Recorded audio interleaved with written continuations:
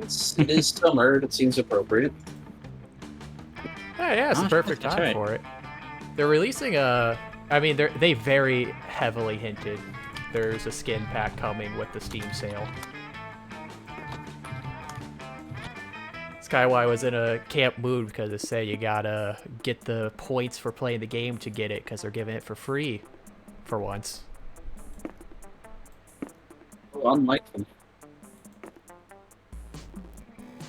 Alright, Camp Spooky. We don't care about this. We're epic gamers. We're speedrunning. Alright, which one of you guys wants to pick first? You got your classic cast, and you got your alternate skins.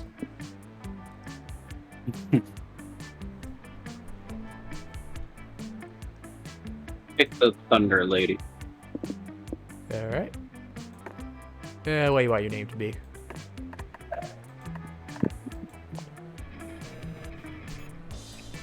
Stupid.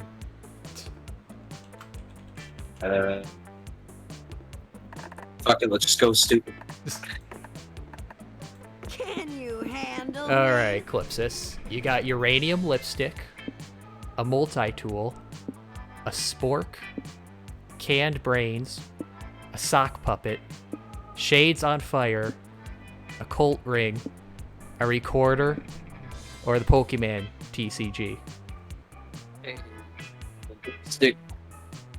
Oh, you're kind of cut out a little there. Said I'll take the lipstick Alright. and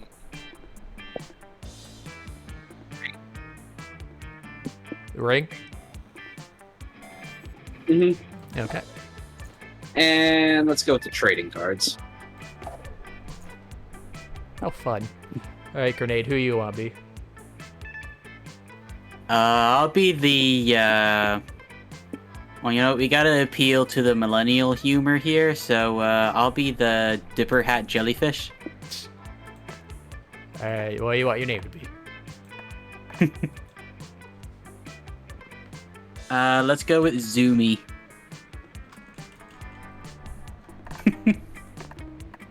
You will totally regret this. Alright, you got See? Perfect!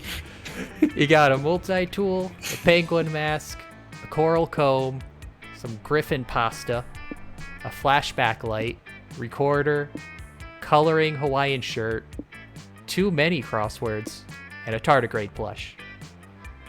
Oh, we gotta get the plush. Let's see. We gotta get that multi-tool, because, you know, multiple ways to, be an edgelord. Millennials like edgy. I like how there's And just then, a cactus in there too. Yeah, exactly. And then, let's get Mom Spaghetti.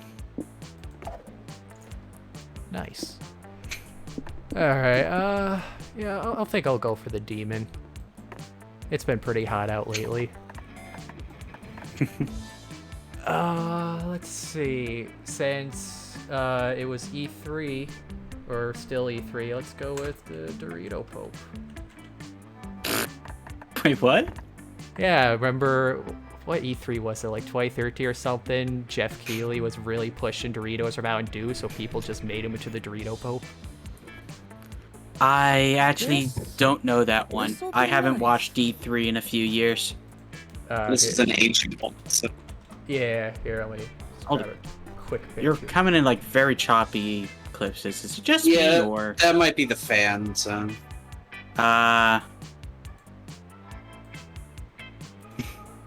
we go. I'll throw a link in the VC context. 2012. Yeah, wow, that really is an ancient meme by internet standards now. Yeah, let me turn the fan off. That might help.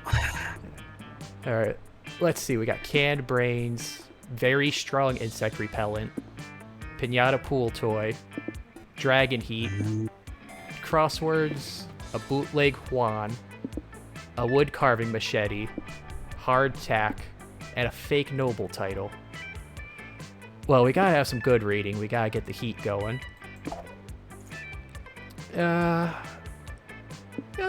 Machete be nice. Be right back. And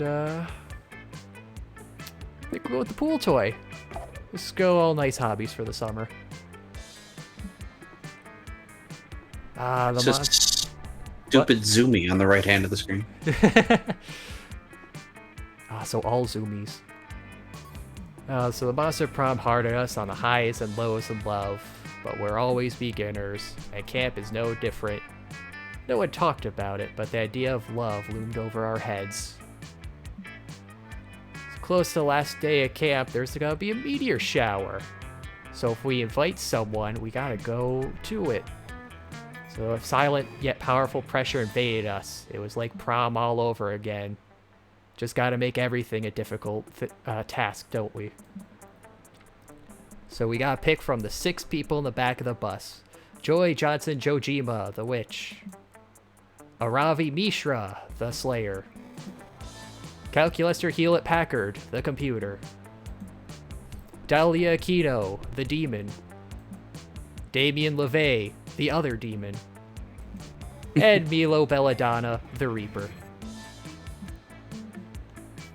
Bus trip was long, and all of summer could be shaped by the first step well taken.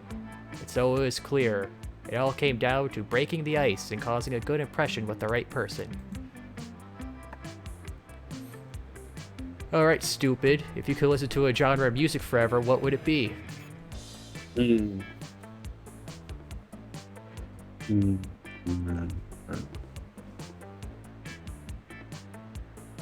That's hard, actually.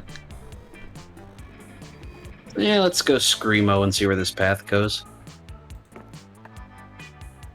Alright, Zoomy, what genre of music would you listen to forever? Trying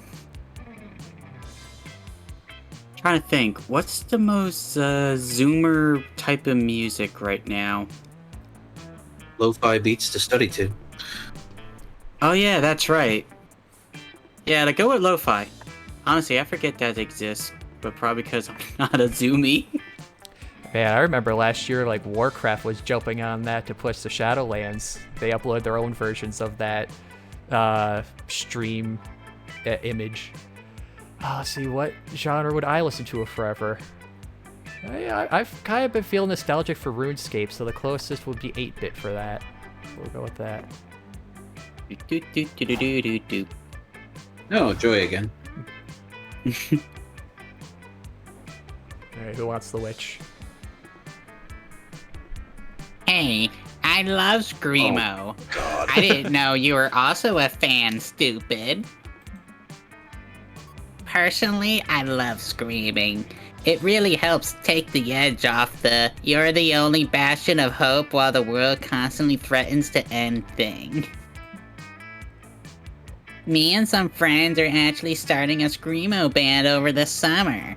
I think it'll really help me vent some of my frustrations and stress. I was thinking of calling it Ventagram. 'Cause, you know, the whole devil worship motif. What do you think? Sounds edgy. Oh, I also love lo-fi, Zoomy. It is so relaxing and aesthetically pleasing. As the title so often says, I find lo-fi to be the perfect music to relax, study, chill to. Does this mean that you also like to relax, study, chill? Would you like to relax, study, chill next to me for the rest of the ride to camp?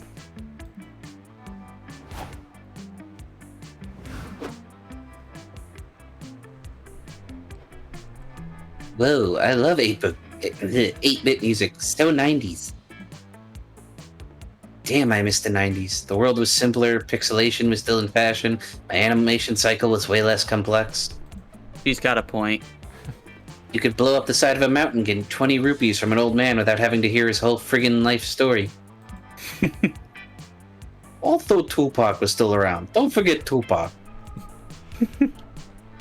Believe me, Hex, you'd never let me forget Tupac. Dorito Pope, want to take turns messing around on my Game Boy Color? We can wallow in nostalgia all the way to camp. That actually sounds really great. Yeah. You know, till you lose sunlight. No, that's when you whip out your little light that attaches to the Game Boy. Yeah. That like never had drained that, your, man. that drained your battery life from like 6 hours to 30 minutes. That's where you just carry a whole 36 pack of batteries in your pocket.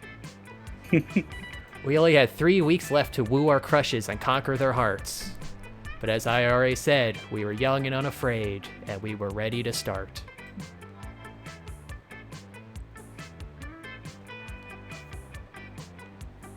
Yeah, we gotta start building that in-game currency back up so we can get the pirate stuff. Loot boxes. Storm this camp. Alright, stupid, where you want to go? Wait, did they actually change the music based off the music options? Because this sounds like a new track. Maybe. Let's bump my boldness up. Forget which one that is. Manor. That day you venture into the haunted manor to prove that you're not a little scaredy cat. The manor transforms itself into a winding maze from which there is no escape. You'll be trapped here forever. Luckily, you brought your phone and some snacks, so you sit down and play solitaire until the house gets bored of you and shows you the exit. Hold on 1 second. It just reminds me I forgot to actually change the stream category to Monster Camp. Oh yeah, I'm sure this is a big shock of your usual spot in the pools, hot tub, and other section. Yep.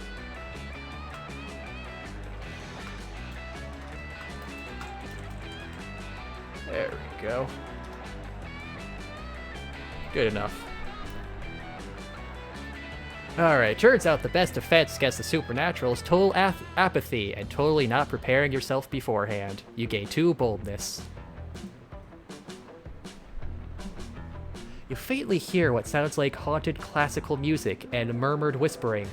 Par for the course at the HM, but then you hear a familiar anime scream.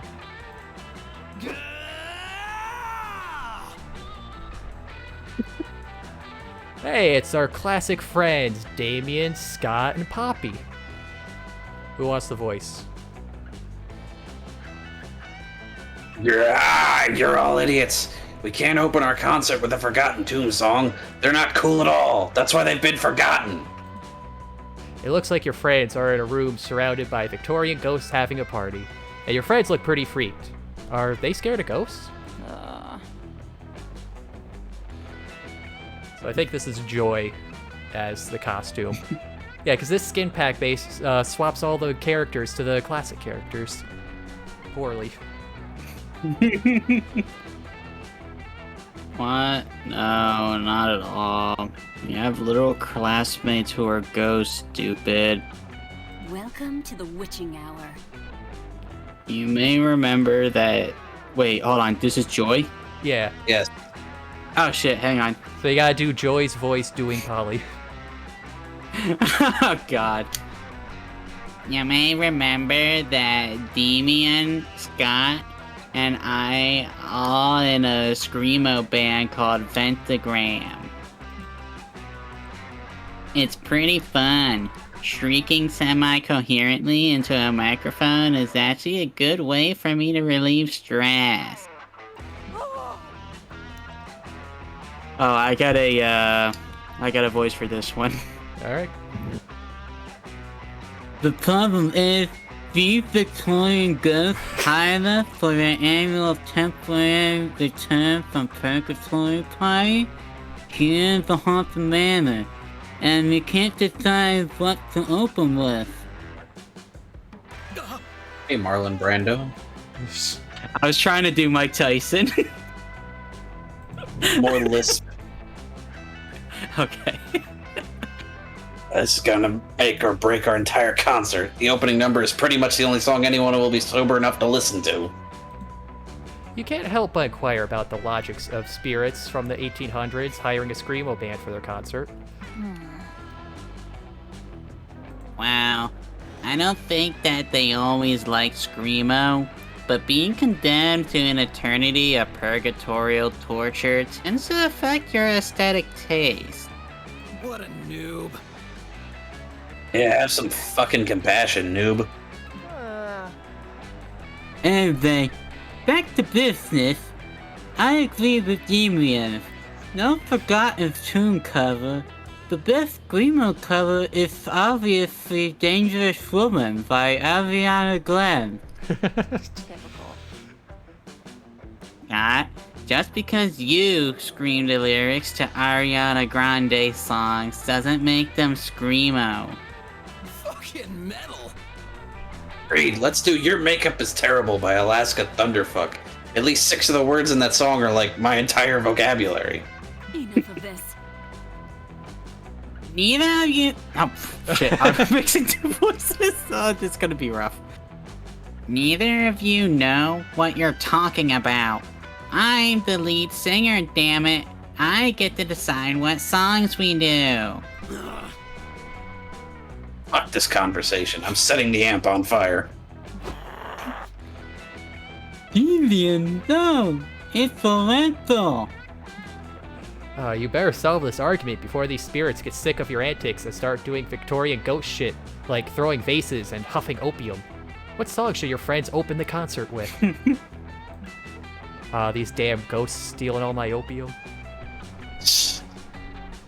I have to go with the Evangelion one, even if it's wrong.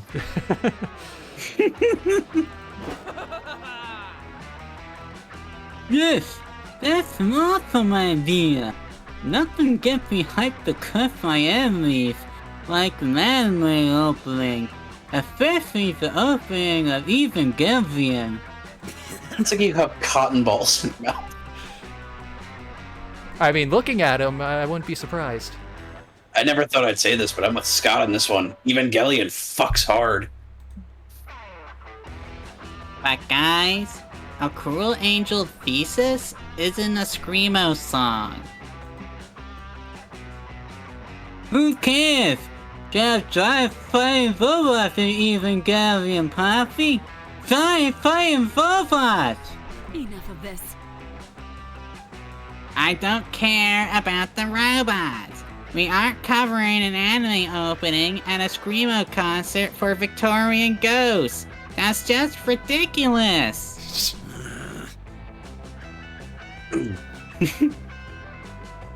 Grr. Fuck you then. We'll do it without you if we have to, right, Scott? Let's seize the summer. Yes. Is this what it feels like to be on the other side of a mutiny? Wow, I've never felt so alive. I like that this seems to imply people mutinied against Scott somehow. Has it occurred to anyone else that neither one of you here who can speak fluent Japanese, neither of you are going to be able to sing the song? It doesn't matter. The power of anime is be on our side. Power of anime hardly provides the equivalent of an extensive language course in an admittedly difficult language. Too late. Demian and Scott open the concert with A Cruel Angel's Thesis, both babbling at what they think about what they apparently think sounds like Japanese. I should have known you'd fuck this up. I knew that only my leadership skills were capable of keeping Demian and Scott's egos contained and preventing this whole band thing from crashing and burning. I'm out. Poppy is not wrong. The pseudo-Asian babbling is kind of offensive, so the rest of the concert is cancelled and replaced by a workshop on understanding the importance of cultural sensitivity. Moreover, Evangelion reminded the ghosts that they didn't become angels when they died, and are instead doomed to roam eternally through purgatory. Oof. All in all, it's a terrible concert, and you get blamed for that since the weeb nonsense was your idea. You lose 2 smarts and 1 fun. Fucking weeaboo. Alright, let's see what I gotta work with here. Alright, where's the zoom you wanna go? Zoom. Which one was smarts? The woods. Alright, then yeah, Zumi's gonna go in the woods. That day in the woods, you find a mysterious portal to an unknown dimension. Whoa. You're not so stupid that you jump into it yourself, this time. So you decide to tie a chipmunk to a string and throw it in there. You pull the chipmunk back, expecting it to be dead or at least warped by the interdimensional travel. But it turns out whatever is on the other side of that portal taught the chipmunk calculus and some very cogent arguments about gender identity. You and the chipmunk have a long, insightful conversation, and he helps you with your summer school homework. You gain 2 smarts. Zoom, zoom. You're searching the forest for the perfect tree to carve your love interest's initials into when you stumble across Marmanda and Poppy. They seem agitated. Error 404. That's a great outfit. I do not understand. Is not the raccoon's blood supposed to remain inside of its body? Ugh. Yes, Cal. That's where blood belongs. This raccoon is seriously injured, and that's why I'm worried about it. But why is it injured? Because it dove in front of me during my climactic encounter with my latest monster of the week, absorbing an attack that would otherwise have killed me. Sorry for saying monster of the week. I'm not sure if that's an offensive term here or not. No need to apologize. Technically, I am a soulless automaton, not a monster. Also, I am physically incapable of being offended. Until Skynet. But you have not answered my question. Being injured seems to be a suboptimal state of affairs. Why then did the raccoon allow itself to be injured? It didn't allow itself to be injured. That's not how it works. Not how any of this works. Nothing. But can it not simply repair the affected body systems with a generous application of epoxy and aluminum plating? That is how I handle such mishaps. No, that would be super lethal for a living creature. Oh dear. Oh gosh. It would, but then, of the other animals I have saved, are you Oh, saying no. that I... Oh dear. Error. Oh no. Error. Alert, critical introspection imminent, total emotional collapse likely. Enough of this. Snap out of it, Cal. I don't have time to deal with your comical failures to understand organic life right now. I'm trying to save this raccoon's life. I am sorry, friend Poppy. That my impending psychological meltdown is inconvenient for you. You are so weird. Fine. I'll talk to you through this. But only if Zumi can help stabilize the raccoon. You can do that, can't you, Zumi? Oh, look who finally showed up. Oh hey, you called it. Hey, Timber. Yeah, I was right. Almost half an hour in. Yeah, look, man, it's hard to tell when you ever actually show up for anything, so I just assumed that we would be starting really late. No, I've been working on doing... Well, I mean, he's a streamer. He's not supposed to announce the proper times when he's gonna start streaming. Yeah, fuck schedules. I mean, we pinged you 2 hours ago. Yeah, and I wasn't paying attention because I assumed, honestly, I was expecting midnight. I was thinking I was going to be early. Well, joke's on you. I'm changing things up. You can do voices if you want.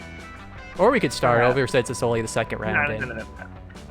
Yeah, no, we haven't even It's cleaned the first. Yeah, we haven't even cleared the second event of the first thing. So Nah, it's fine. All This right. game takes long enough without restarting. All right. Well, you can fill in voices if you want. Yeah, I'll watch and maybe voice something. All right. Sure. Totally. I mean, all you really gotta do is... Ooh. Tough choices. These are kind of tough choices. are they really? I mean, they both sound like fun. And I don't mean like fun as in the stat. I mean like fun as in fun to do. I like how You know we just- what? You know what? Let's go with upload the consciousness to the cloud. See if it makes Raccoon Skynet. Just know how to do that. We just know how to upload a raccoon's consciousness. You plug a Hey! USB cable into the base of the dying raccoon's skull and connect it to your phone. Because yes, that's how it works. It's a good thing they had a port there. You managed to download the raccoon's consciousness easily enough, because this is a video game and who gives a shit. But you don't have enough space available in your Google Drive, so you decide to upload the raccoon to an actual cloud instead. What? You're not sure whether it worked, until you glance into a nearby puddle and find the raccoon's face staring serenely back at you. Why are you staring at that puddle, Zoomy? Are you having trouble recognizing your own face, as I do almost constantly? No, look. Zoomy has somehow managed to turn a routine case of forest medicine into a transformative spiritual experience. Who's the person in the sheet, by the way? That's Joy. Oh, okay. Wait, are you telling me you don't recognize Polly, your waifu from the first game? The raccoon's face disappears from the puddle and appears in the clouds above you, where it gazes down imperiously. Look inside yourself, Zoomy, it says in a booming voice. You are more than what you have become. You must take your place in the circle of life. Remember who you are. You are my child, and the one true king. Remember who you are. Such a climax. Lion King joke that made it for me. What? Zoomy, I had no idea you were a protagonist. This changes everything. Haha, just kidding, says the raccoon in the clouds. I'm a fucking raccoon. We met like 2 minutes ago. Thanks for turning me into a cloud. I'm gonna go hunt the fuck out of some chickens. Peace. Why? Okay. The cloud drifts away on the breeze, cackling all the way. Ah, so it appears that living things really are nothing more than fiendishly complicated machines. I guess I can't refute that. Given the fact that Zoomy accomplished all this with a USB cable and a free WeTransfer account. I am happy. So then, all the animals I saved by gluing metal pieces to their bodies are alright after all. You know what? Sure. Well, that settles it.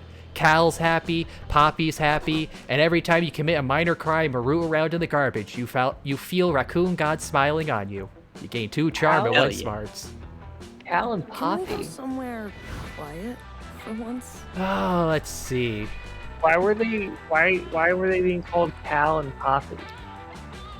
'Cause. Why not? We're We're using. friends from Monster High. Don't you remember them?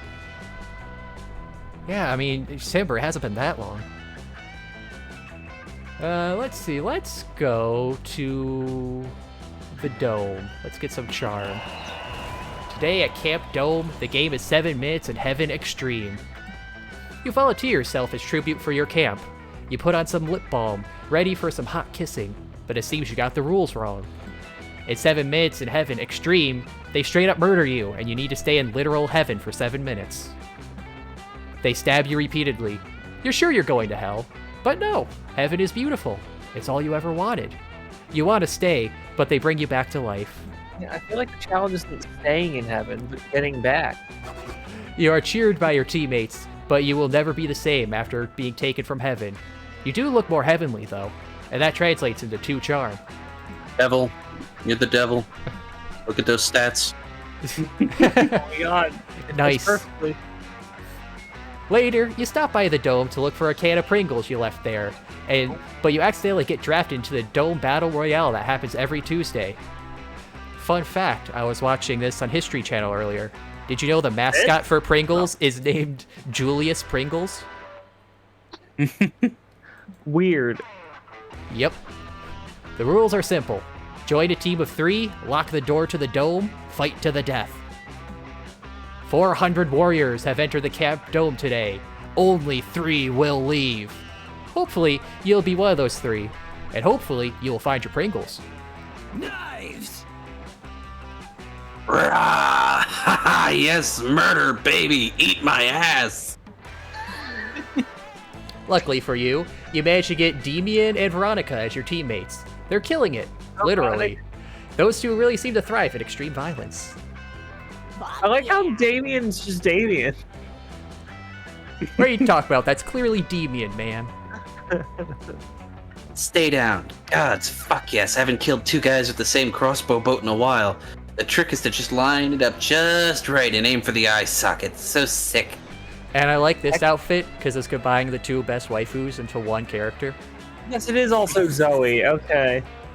He's just kind of Man, kind of unimaginative, you ask me. I just killed an entire team by eating them alive. Just me, a fork, and my fucking fist. Ew, Are 4. you gonna finish that? OMG, I went through such an eating people alive phase. Did you know that a normal human can survive someone eating their face, but they'll die if you eat their brain? Yeah, look at chimpanzees. Emian, did you just call this my no-scope crossbow double kill headshot unimaginative? Are you kidding me? I am carrying this team. Get good. Oh no, it's turning into League of Legends. We're only in this diamond skill tier because of my battle rage massacre at the start of the game. That was a 12-kill streak. Oh no. This could only go poorly. amazing how Bullshit! I've gotten way more kills than you, and mine were way sicker. I lit my chainsaw on fire, Veronica. You should be taking notes. that doesn't sound that helpful. What was that, Timber, you were saying before? I was just gonna say it's amazing how like we predict the gag. Like they make us predict the gag. I mean, yeah, they should just hire us to be the writers. Dorito. Oh, I could Gross. use a new job. Calm down. Just look at it this way. You're both way better murderers than Dorito Pope. They haven't even gotten one kill this whole game, lol. It's true. You haven't killed any enemies yet. You thought you killed one person, but then you realized that you just lulled them to sleep with your gentle, non-lethal punches. You can't look like a pacifist in front of these two adorable psychopaths. Impress your friends with your raddest technique for indiscriminate murder. Call the cops. Let's see. Whist. Well, in the words of Theodore Roosevelt, we gotta speak softly and tie an angry badger and 5 loaded guns to the end of a big stick. What he said. I love dangerous animals, especially when they're tied to sticks and duct taped to guns. It's kind of romantic, Dorito Pope. Hot. You quickly scavenge in the dome and find all the raw materials you need. You create the unholy combination of stick, badger, and gun. The ultimate spear of death is born. With a spear in your hand, you are filled with a dark, evil primal power. You lose consciousness as your body is lost to the trance of battle. I just realized his cardboard face actually changes. You cannot see, you cannot think, but you can hear. And all you hear is the rattle of death, the cries of a rabid badger, and the spurt of exploding heads all around you. 2 hours later, Morty the Minotaur is smoking a cigarette right outside the dome. The smell of blood and death mingle with the cigarette fumes. From the darkness I come. You want one of these, Timber? Has anyone been either of them yet? No, we just No, this is their first appearance. I'll be Morty. Morty. Who wants Vampire Boy? I guess I could do it. Hail and well met, BFF. Are we still on to Crash Camp Spooky's Battle Royale? You know I adore ruining their summer camaraderie. Dimitri, no! Jeez, no, don't go there, Rick. I barely got out of my life okay? I can't stand losing you. Morty, my dear, cheers, BFF. What monster could possibly scare a half man, half bull with your strength and girth? Dorito Pope is in the dome. Jeez, they were way out of my league. Okay, I've never seen anything like it. I was so scared. I got a half chub, Rick.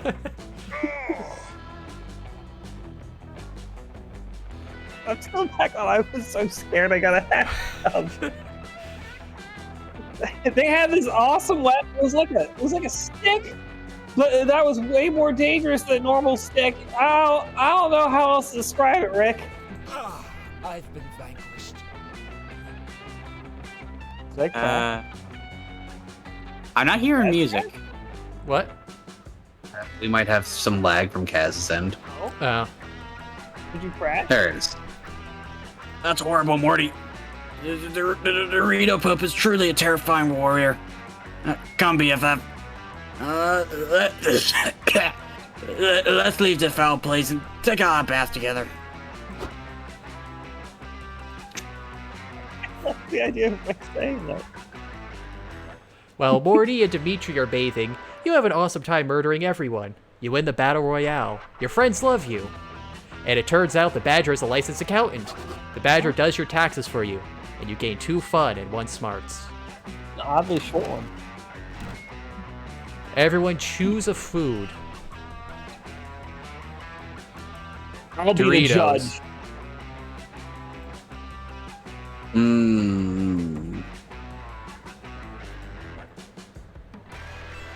Fish sticks. Doritos, fish sticks. I'm gonna go with a macaroni and beef round meal. And beef round meat. It's in the general chat. Player I've never or seen this before. player orders decided based on how likely you would be to eat the food in a survival scenario, with the caveat that it's been expired for 10 years. I would probably say. Doritos don't expire, so Yeah, I was gonna say I'd vote for the Doritos on that one. yeah. Wait, Even- Doritos, my Just for weird ass context. thing, and what else? Here's Fish the round sticks. meal for I anyone can't watching the decide VOD. if fish sticks will expire. They'll expire faster than Doritos, let's be honest. Well, I mean, no, yeah, Doritos is definitely number 1. You can just go ahead and click on Doritos. I mean, they don't expire so much as just go really, really stale. Yeah, which is fine.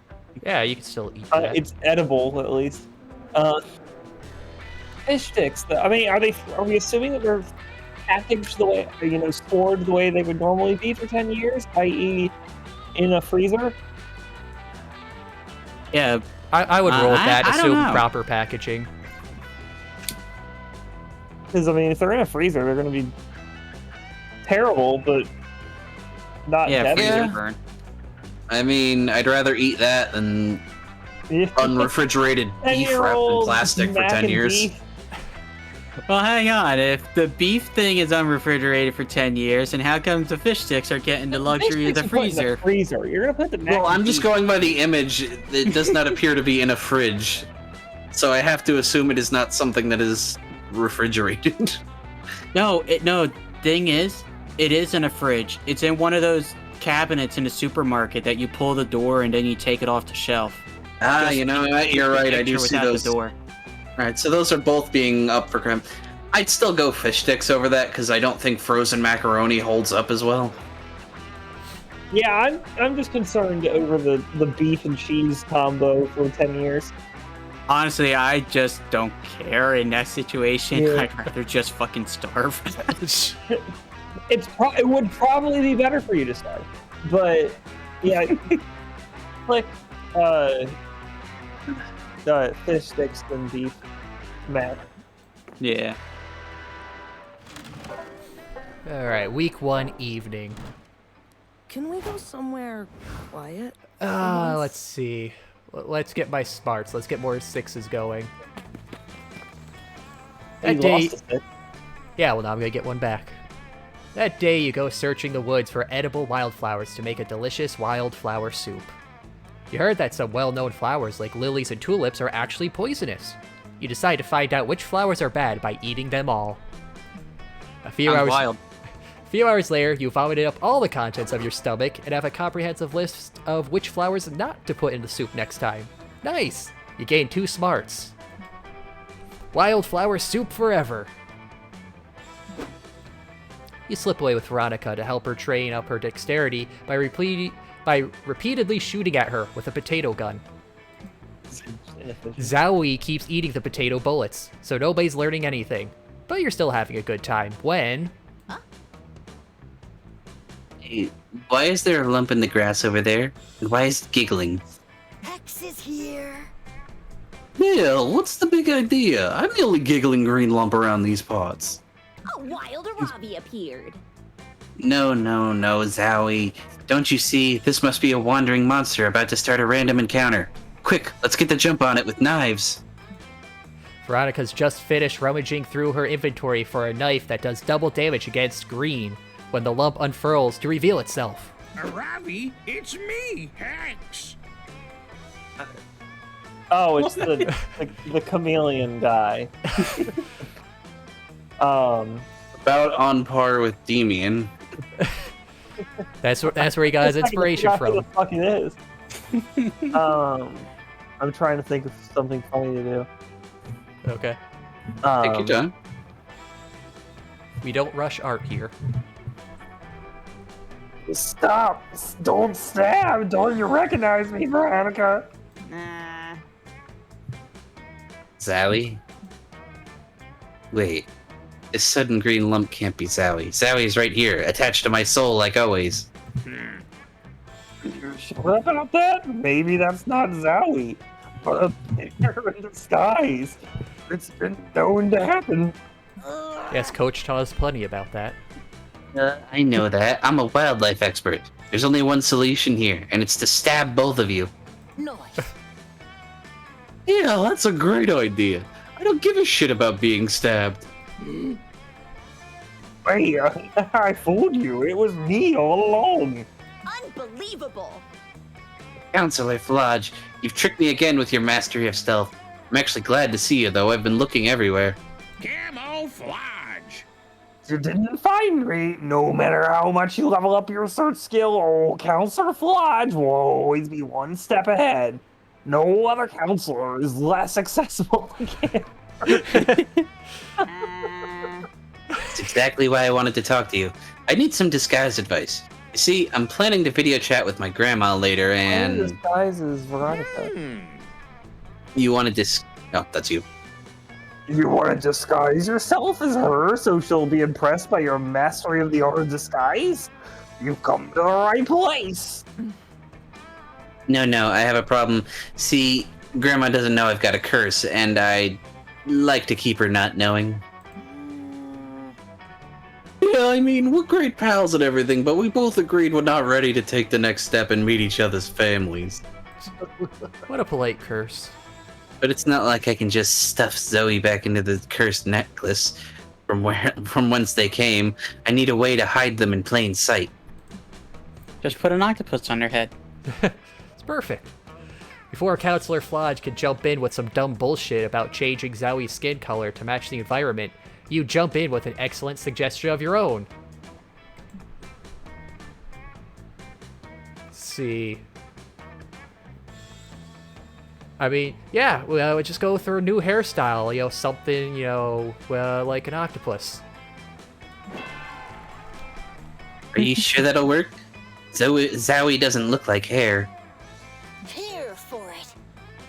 It'll totally work, trust me. Old people have no idea what hair even is these days. She'll have to take your word for it.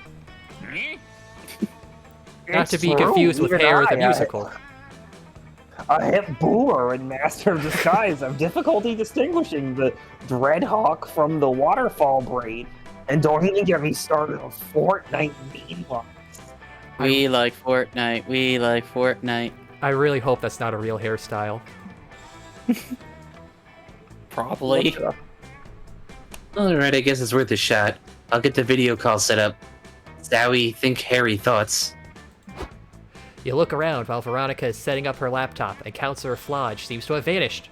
No, wait, he just ducked behind a trash can to peer at you slyly. No, meme locks are definitely not a thing. Oh, thank God. Yeah, nah. Anyway, I know, right? Veronica gets the video chat going, and her adorable grandma appears on screen. She immediately notices Zowie. Veronica, honey, what's that green thing floating behind you? Are you cursed? Baby, I warned you about unprotected adventuring. What? No, that's not a curse. It's just my hair. It's a new style called Hey goes the Verdant Bagel Eater. Goodness, says Veronica's granny. Hairstyles sure have come a long way since my day. We used to have to enchant the hell out of our hair to get that much volume. And even then, it never spoke complete sentences, just individual words in a maddening abyssal tongue. Well done, Veronica. Glad you're learning to slay in more ways than one. free Aww. for everyone. Wait, you can enchant hair? What kind of bonuses does that grant? Veronica and her grandma dive into a detailed conversation about the stat-enhancing properties of a appropriately fierce dew.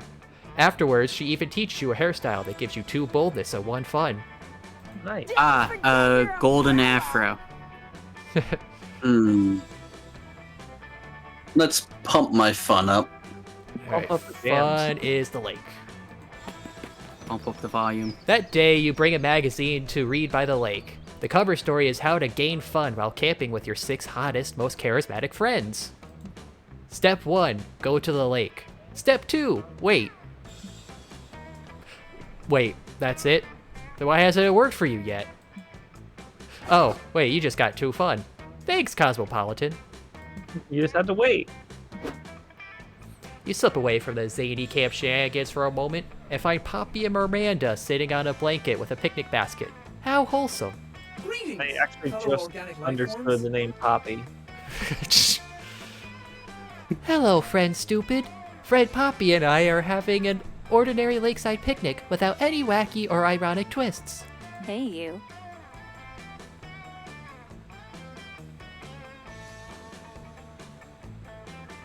Hello? That's you, Gern. Oh, sorry, froze up for a moment. That's right.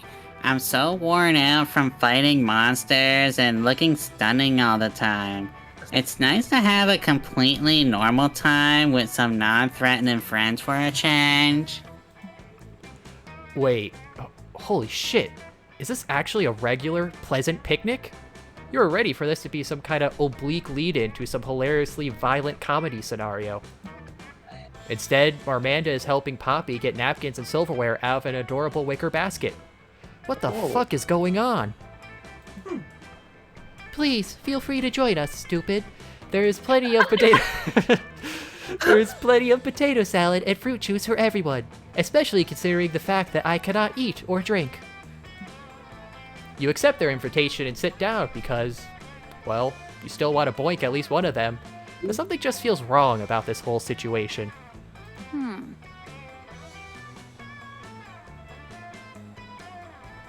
What's wrong, stupid?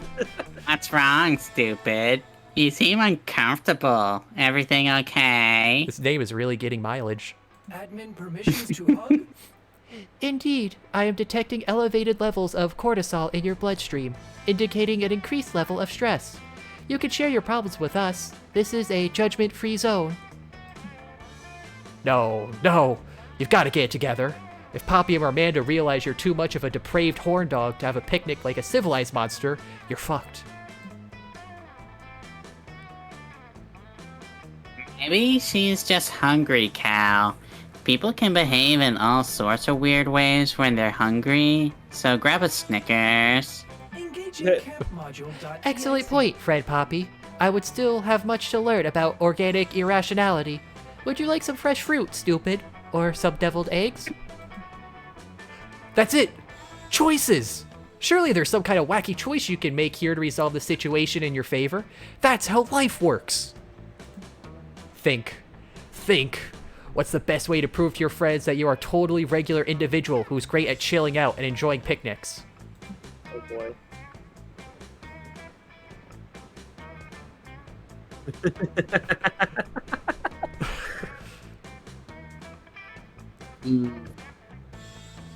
Let's go with the bottom one. Oh, alright. Ah. Well, fuck me then. That did not seem Yes, like it'd be someone- fun at all. I guess the other one was charm. Yeah, cool, alright. Totally. You just gotta chill out and not do anything. Rad. But is that even really possible? Sure, virtuous inaction is the lofty ideal espoused by various Eastern philosophies, such as Taoism and Buddhism. But isn't the choice not to act as much of a choice as the choice to act? And is not a choice a form of action? Therefore, even by remaining inert, you are not doing something? Thus, as even inaction is a form of action, do not all the same standards which we apply to so-called active action remain in effect? In other words, is it not just as likely that decision not to act is unvirtuous compared to a decision to act? If we choose to believe this, we have arrived right back to where we started, trapped between binary options, to act or not to act. Perhaps we must accept that, whereas a philosophy of enlightened not doing is easy enough to preach, it is fiendishly difficult to practice. All this flashes through your head as you consider your options. What is the right thing to do? What is the noble course? This is really sounding like some guy just found philosophy on Wikipedia and wrote this. Ugh. Hey, stupid.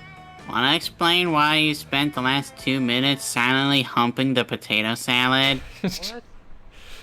Took us 3 days to make that. 3 days! Drat, think humping again. That probably wasn't the right thing to do. How to be sure, though? Poppy and Cal Add in moved some their... extra mayo. Poppy and Cal moved their picnic away from you, but you still can't stop humping the potato salad. Instead, you lose 2 charm and 1 smarts. This is all an illusion. These feel shorter. What? These feel shorter. It's a mix. Some of them are shorter, but then some of them are like ridiculously long. I think it's whenever you hit the secret paths, they just fucking spiral. Yeah, because they made a big deal about finding these little secret events now and here. I mean, I'm not particularly taking the game seriously if I'm just going with what seems fun, not trying to min-max. Yeah, that's how you gotta play the game. I'm gonna go for charm. Today at the Camp Dome, the game is Charades Extreme. It's just regular charades, but apparently they love to stick extreme onto any classic game. It's your turn, and you get 3rd times the charm. 3rd is easy to convey just by using your fingers. But charm is harder. To get your teammate to guess it right, you act as if you are more charming than you really are. You manage to do that, gain 2 charm by playing that role, and bring your team to victory. Hooray! You spot Marmanda fiddling with what looks like a compass. You ask to borrow it because you have a strong desire for any object that contains the word ass. Though it pains me to deny your request, Zumi, I must simply decline. This is an experimental compass for which I am using for a special project. You ask him why his experimental compass has replaced the word north with great job. Is this what people call camping? For encouragement. You see, this is no ordinary compass. What I am intending to construct here is a moral compass. During my tenure at Spooky High, subsequently here at Camp Spooky, I have noticed that many of our peers are, shall we say, morally challenged. It is not their fault, I know. All monsters are fundamentally good. They are merely confused, and possibly sociopaths. Success! So in order to help them know what is right, and hopefully do a bit less crimes, I am constructing this device to help point them in the right direction. The trouble is, whereas ordinary compasses orient themselves according to the Earth's magnetic north, I do not know what ought to serve as my compass' moral north. At first I was sure that it should be point at Oprah, but then I learned that she's breeding an army of snake people infused with her DNA in order to take over the world. I believe it. That won't do at all. With so many Oprah snake clones slithering around, the compass won't know where to point. Oh, but I have another idea. I can ask you for help. You are clearly a parent. Sorry, it's not that breeding an army of snake clones to take over the world is evil. It's just that having a lot of snake clones will make it hard to find her. You are clearly a paragon of virtue, as evidenced by the fact that you are always following me around trying to please me. What do you think I should use for my moral north? Let's see.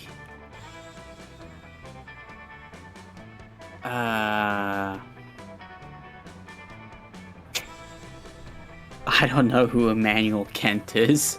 I read that book. Oh, that's a real book? Oh yeah.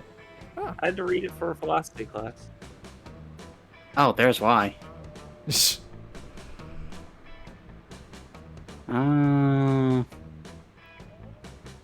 No, since it seems based on a real book, let's go with the 500 copies. Sweet. But where will we get 500 copies of Kant's seminal moral work on such short notice? Gosh. Oh, you've already got them. School.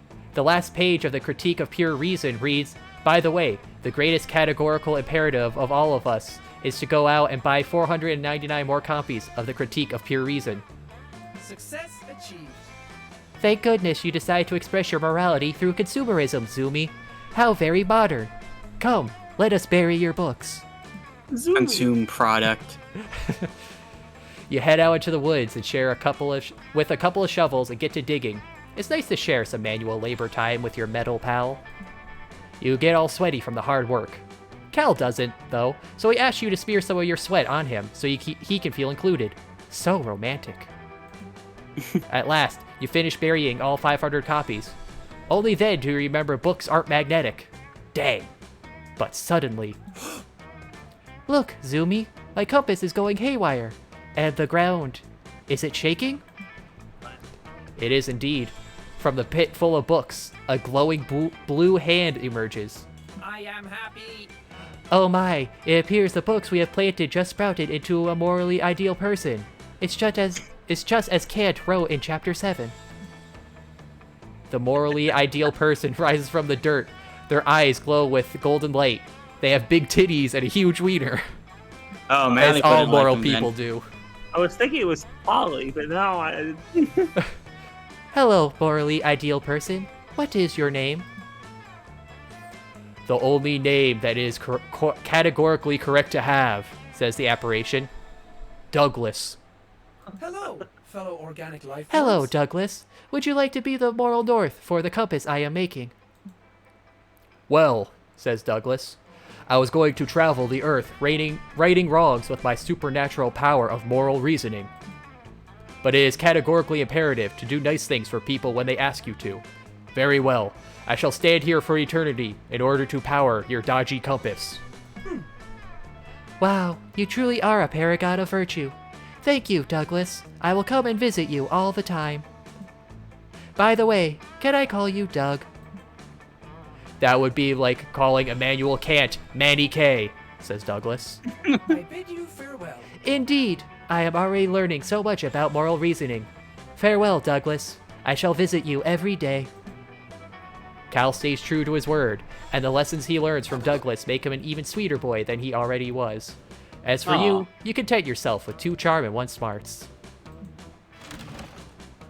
Trade places. Choose something good. I choose Calculester.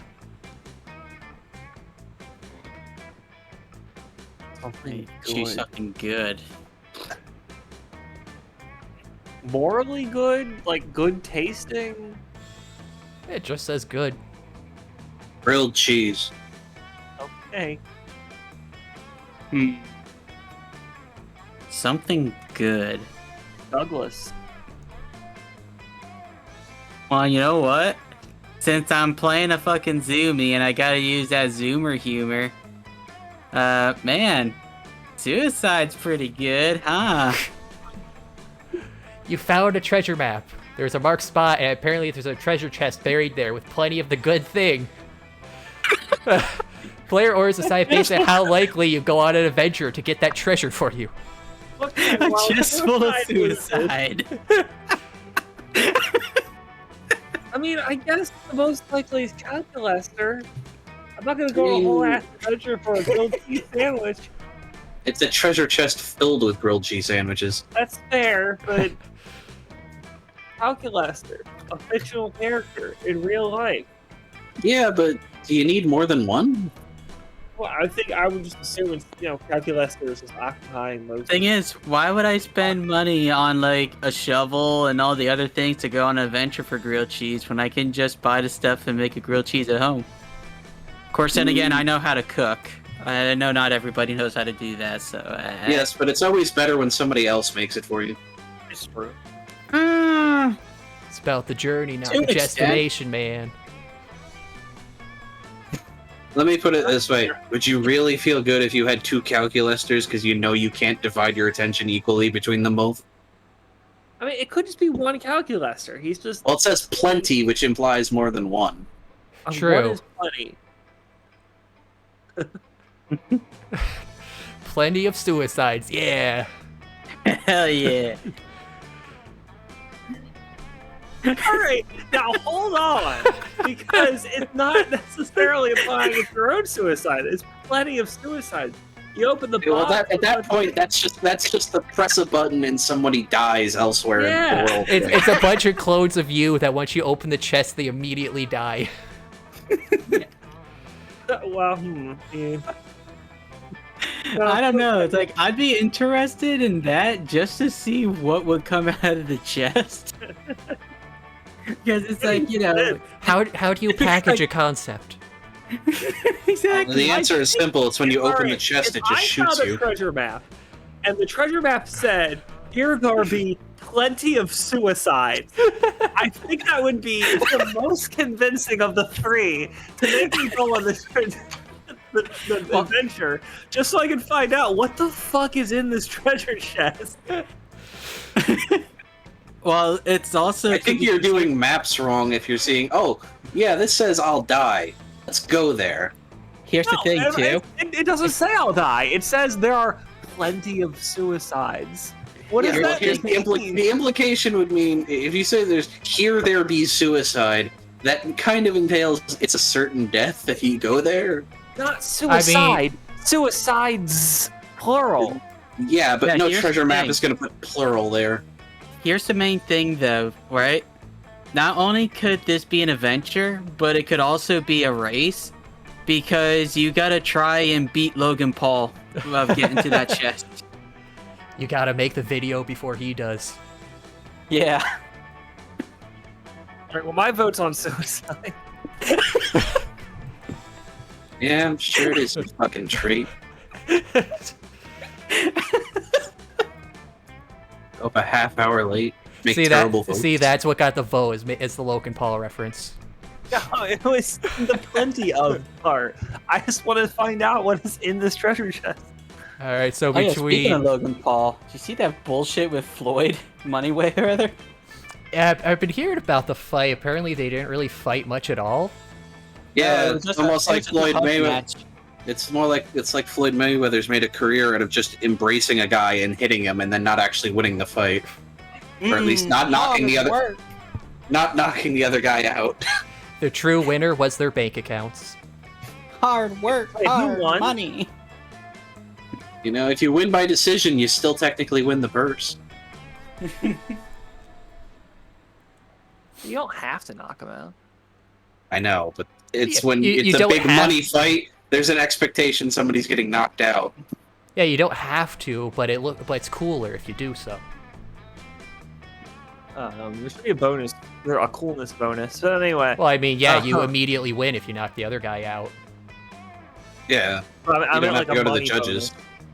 Well, yes, so sometimes there is bonuses in the purse for knocking them out, but generally you get a better payday in betting if you go the distance, so to speak.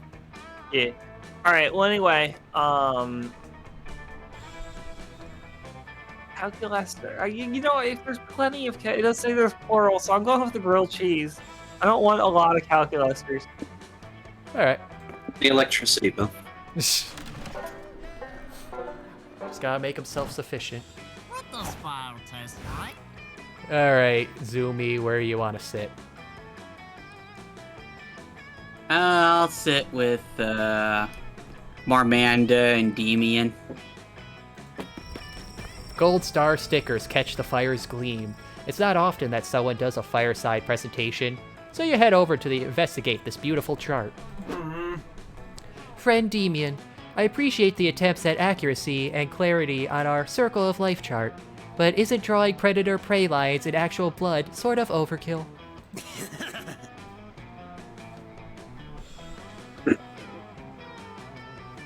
Gotta get my throat ready for this. No, Marmanda, it's exactly the right amount of kill. But your current plan involves tracking down and killing every single animal featured on this chart. So? That seems needlessly cruel. You need to learn from the pros.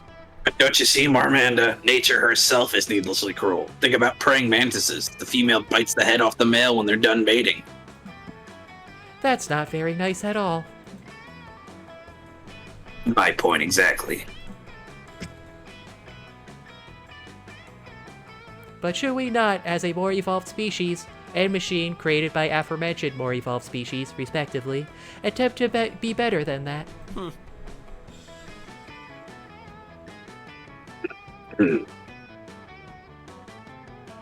We should be exactly the same as that. I like how expressive the cardboard is. I'm noticing that now. Exactly the same? Interesting question they're posing. You always have hot takes regardless of your level of knowledge, so why not take a stab at analyzing the nature of nature itself? There's a lot of philosophy this evening. Truly, we are big brain camp.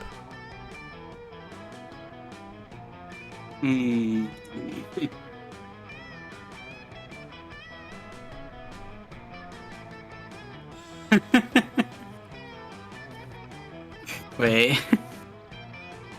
The top one. Is this what people call camping? Oh, shit. What an interesting theory Oh, well. you have posited, friend Zumi. I must admit that as a machine, the biological need to reproduce is somewhat beyond me in that sense. Demian, is it true that you wish to murder out of horniness? Yeah, sure, why not? I'm super horny all the time. That part is 100% true. And nature being what it is, sometimes I just gotta express that through murder. But is there not something else you could do to satiate your sexual desire that does not involve taking a life? Eggplant. For example, if you are in a bind and cannot find a suitable mate, is it not possible to satiate your sexual desires with yourself?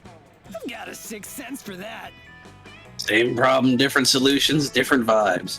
Some days it feels like a masturbation day, some days it feels like a murder day, you know? I do not. But I also do not understand other biological creatures' imperatives either. And my research... You know, Damien missed a great point. Masturbation is technically murder. Well, you get down to it. You're killing a couple million sperm cells every time you do it.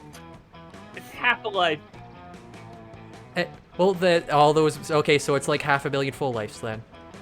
Does the cell itself not count for life? No. And my research confirms that many species of insects and arachnids kill their mates. I thought perhaps this was more friend Zumi's wacky shenanigans, but it is shenanigans backed by science. I may not fully understand emotions yet, but I do understand that science is the absolute rule. And if science says horny animals commit murder, and if you want to commit murder, then you must be horny, which is a natural state. I bid you farewell. Thank you for enlightening my friends. What a wild and wonderful world this is. I learn something new every day. Knives! Oh, that was easy. Anyway, want to go watch some praying mantises fuck and then murder each other? Watch the mantises murder each other, or... Watch the praying mantises fuck, and then we'll murder each other. Why not? First step, watching mantises fuck. Next step, watching you guys fuck each other, which you can't really watch. I mean, you could get a mirror or film it. The point is, yes, you'll go watch mantises fuck. Why the hell not? It's Camp Spooky. All right, make some room. It should have been Spooky Camp. I guess put me with the two on the left. Joy and Demon. Yes. You're gonna be... Oh, okay, so she's Scott. Ah. You sit down between a classic Scott x Poppy exchange.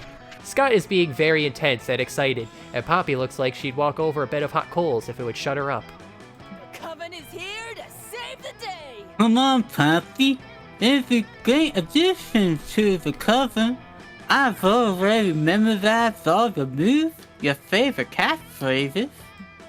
This is very. I even thought the members of distant collide full of hope, so in case for feedback. That's all that I need to do. How about be a witch?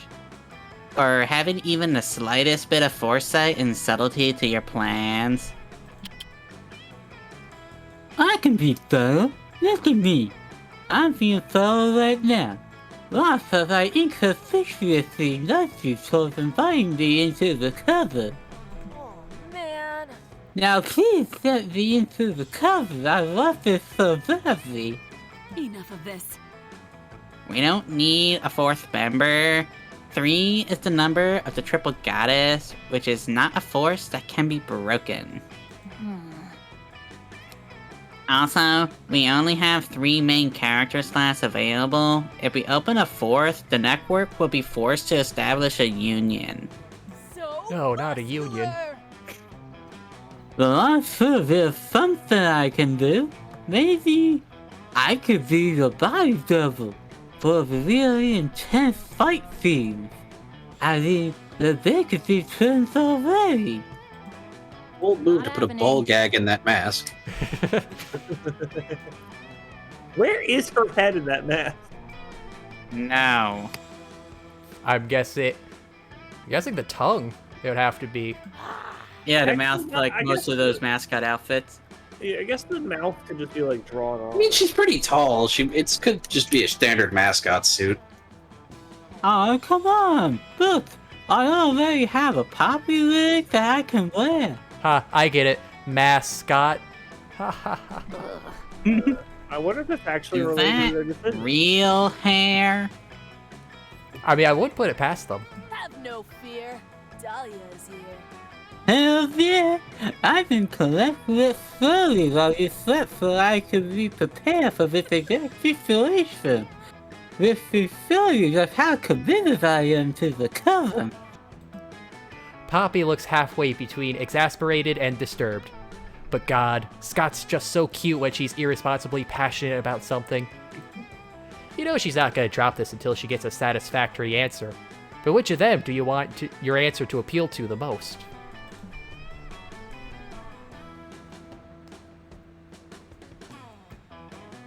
I love this voice actually. You need to go take a nap, Scott. Aw. Okay. Wait, how does these sleeping help to cover this intense battle sequence or a tender, emotional conversation that builds character relationships and raises the stakes for our overall season's arc? Not half bad. No, trust me. Stupid is, like, so right about this. The role of Coven Sleeper Agent is very serious and definitely totally essential to our cause. Oh, now in that case, count me in. I'll sleep like a man, woman, or non-binary badass has slept before. Ugh. Yeah, cool, you do that. Okay, now let's talk strategy. Should I go fire mode or full-on snoring? Do you have any advice for the best pose of acolytes of love? Some words here. I love it. Make it for love like this. Should I sleep with one foot outside the blanket in case I get too hot? That's exactly what I do. Do whatever you think is best. I trust you. As long as you can start, like, right away. I will be back. Of course! Anything for my fearless leader! I'll go back to our tent and start now! Impressive. Phew. Thanks, stupid. You're a lifesaver. You know what you're doing, don't you? You know, the Coven itself may not necessarily need a new member, but I could always use someone to help me beat off rabid fangirls. But, you know, only if that interests you. Hell yeah, it does. you enjoy some amazing alone time with Poppy, discussing your favorite Coven episodes and the best strategies on how to keep annoying fans at bay. So romantic. Where to sit? All right, I'll go with Veronica, and we'll see who Milo is. It's gotta be Liam. Oh, I guess he is the only one left. Campfire. You wander over to the campfire, hoping to peer pressure someone into making you a s'more. When you find Louie, Veronica, and Zowie, they're all gathered around with notebooks. What up? What up? What up? Hey, Dorito Pope, check it out. We're doing poetry. It's like normal sentences, but deep. Aesthetics on point. All right, let's see what. I just did a double feature. My lungs are a Yeah, little... I'm trying to think of a voice. I mean, so did I, so yeah, Kaz would be on here. Exactly, Zoe. As a reaper with the finest taste in the living arts, of course I am a poetry stan. In my infinite compassion, I thought that poetry could be a nice exercise for Veronica to connect with her feelings and embrace the now with a little more joy.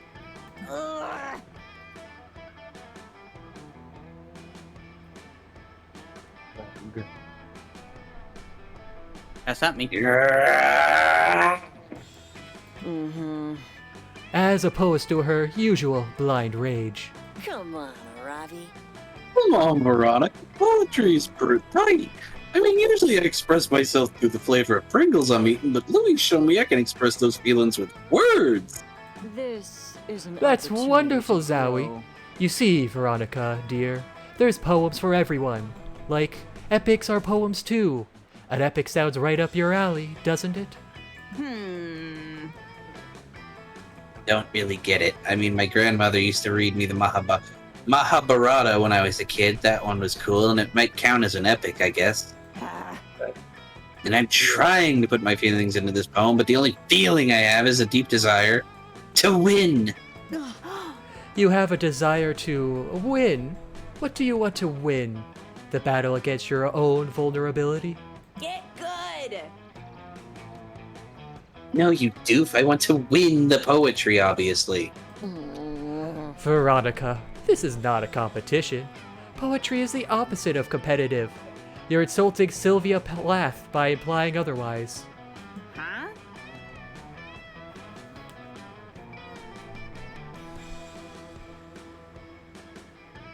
My throat. As usual, Louie's just lying to my face so they can get an advantage in this poetry battle. Nice try, Louie. That trick won't work on me.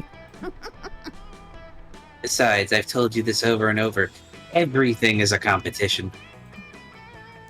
Everything? What about, I don't know, sleeping? Yes, it is. It's a competition for who can get the most of it. Or you could do a challenge run to see who can survive on the least sleep possible. Well, what about yoga? Competition for who's the most bendy and sweaty. Duh. Bagels. Wait, you guys, listen to this poem I wrote. Bagels. They used to be everywhere, but now they are inside. It's a metaphor for consumers. That wasn't even a poem at all, that was a sentence. It's a poem if you say it is.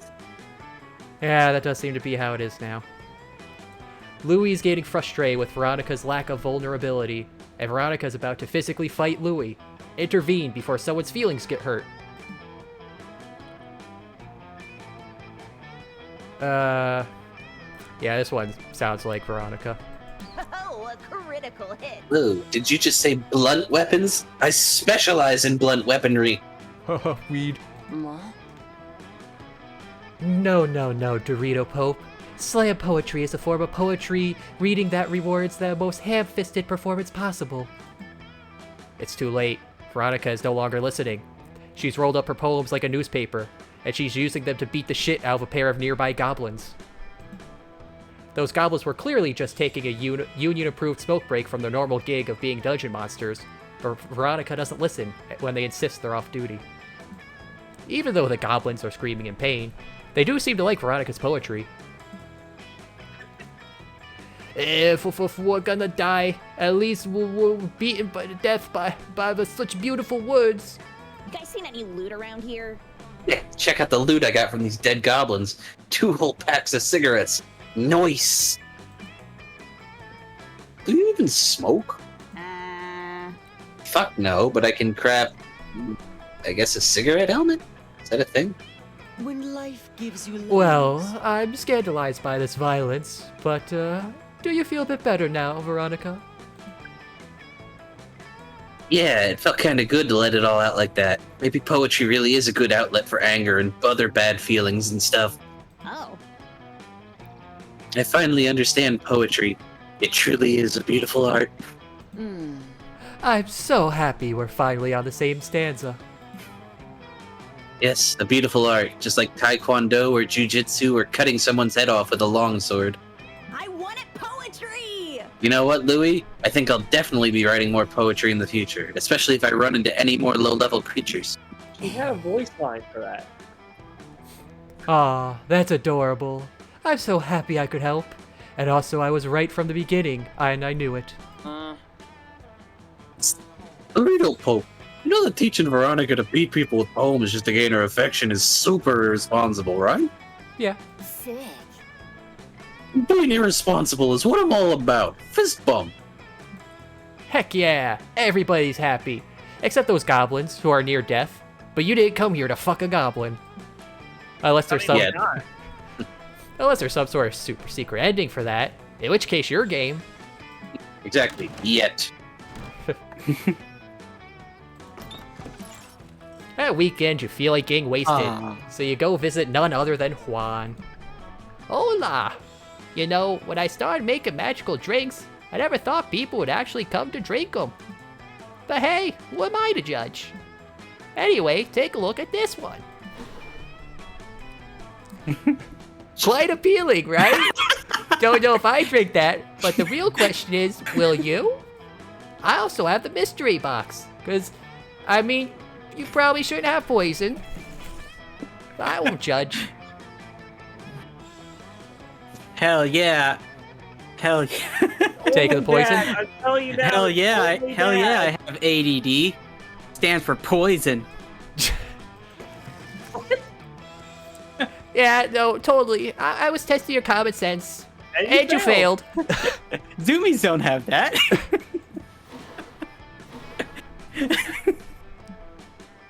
No idea if I got the recipe right.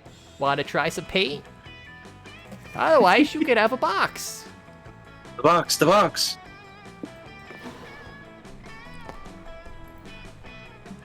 The mystery box. So bold of you. Hope you're happy.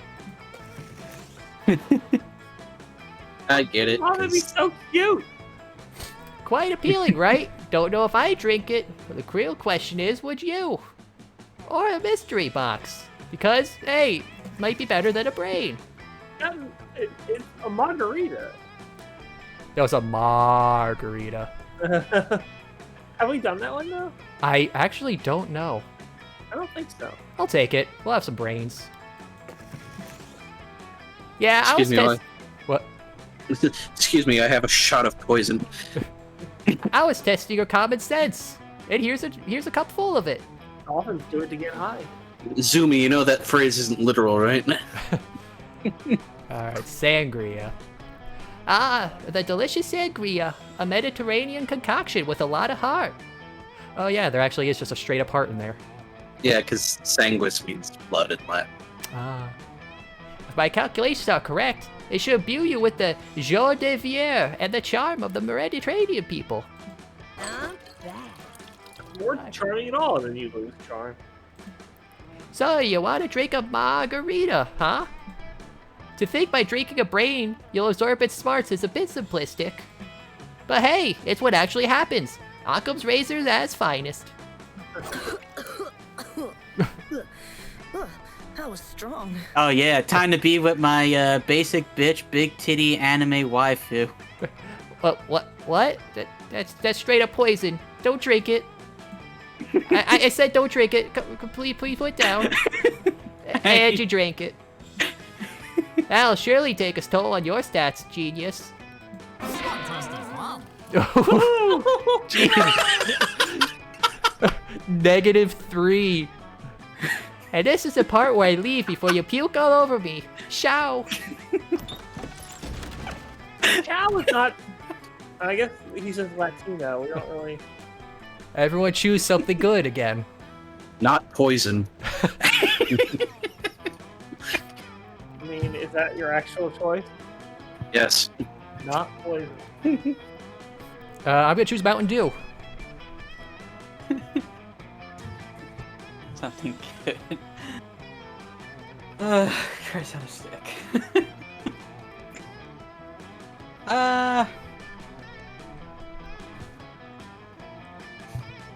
Let me think. Not E3. Yeah, that's fuck it. Poison. Poison and not A poison. good poison.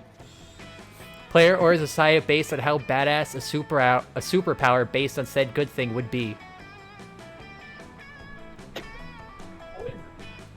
mean, Not poison is pretty vague, so any power really that's not poison. Not poison. There's that. There's the power of Mountain Dew, which I'm guessing you're just like Pepsi Man, but on a skateboard or some shit. The power to induce type 2 diabetes. And then you got a superpower of poison. But honestly, the only person I can think of with like poison powers off the top of my head is that one guy from the jail island in One Piece. It was pretty fucking awesome. There's also I mean, there's plenty of people who like vomit poison mist. there's a pretty cool character in Worm who has a poison power.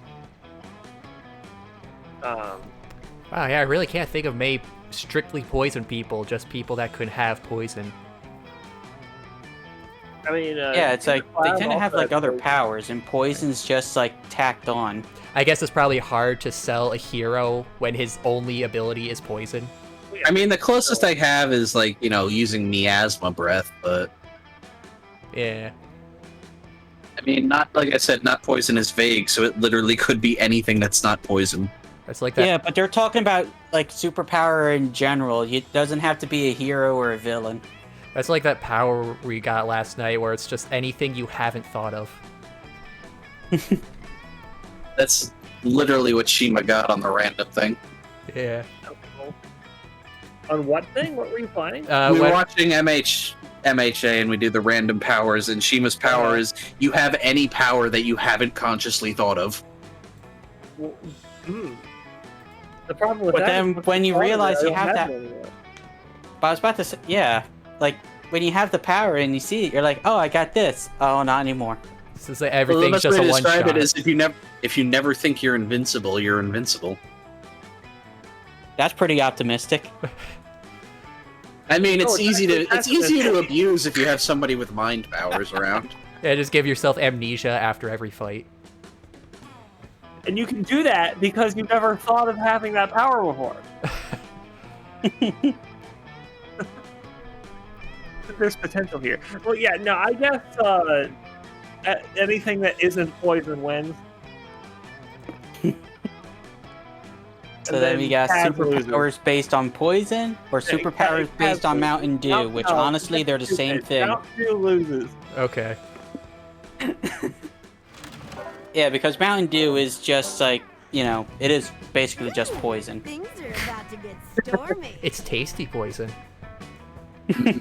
Alright, stupid, where you going?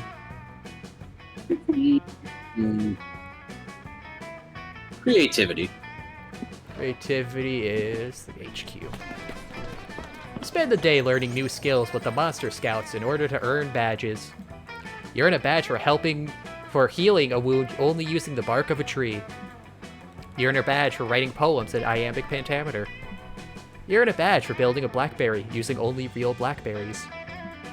Nice! Completing all those unexpected and probably useless lessons earns you 2 creativity.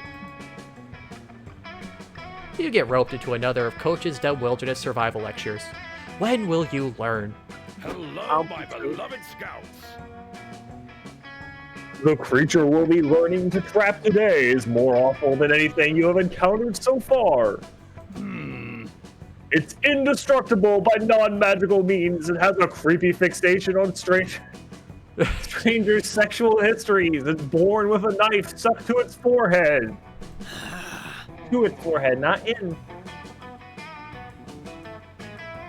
Honestly, this thing sounds sick as hell. It is not sick as hell, Damien. Unicorns are an invasive species. We have to kill them. Seriously? Wait, you want us to capture and kill unicorns? What is this, medieval France? I don't kill anyone unless the plot demands it, or if I need their skull for a ritual. Slaughtering majestic cryptids is not my bag. What about you, Damien? You don't have the same outdated hang-ups about killing unicorns, do you? I love murder. If a murder had a dick, I'd suck it. But unicorns, they're just so pretty. That's not a very scout thing to do. This is exactly the problem. No one wants to kill unicorns, but they're all horrible environmental menace. Yeah, these are some pretty hot takes. Ever since some irresponsible princess introduced unicorns to these woods several centuries ago, the forest has been overrun with these dancy, prancy pests. Ah, it's reverse Equestria girls. Oh, I thought I recognized his voice. Other animals spend so much time singing and frolicking with the unicorns that they forget to eat and die of starvation. The dramatic uptick in rainbow has severely disrupted natural patterns of precipitation. The entire ecosystem is in shambles. They must be stopped. Oh, that's not the unicorns, Coach. That's just because it's June. The cicadas are making noises and fucking nonstop. All because of fucking unicorns. Okay, that does sound bad. But can't we handle the problem without, killing a whole bunch of unicorns? If we do that, we're no better than they are. Coach sheepishly pulls a blanket over a large wooden crate labeled unicorn grenades. I guess we could capture them, but the only way to lure in a unicorn is by using a virgin as bait. Are any of you virgins? Not Totally me. legal for me to I ask. definitely fuck. Poppy's not a virgin either. Fair. What about you, stupid? Whether you're a virgin or not, you're not about to say so in front of your two hottest friends. What's another cruelty-free way to catch a unicorn?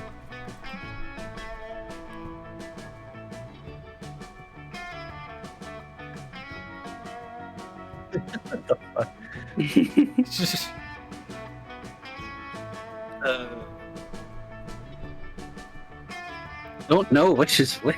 Just And it's pick one and have confusing me. fun. Okay, yeah, let's send them on Virgin Atlantic. Maybe they'll meet that crazy rich British guy. You've made this old tiger proud. Creative. You see, kids? This is the kind of lateral thinking that'll really ruin a unicorn's day. To the woods! You print out a huge pile of Virgin Atlantic tickets and leave them in the middle of a clearing, then hide with the others in some nearby bushes.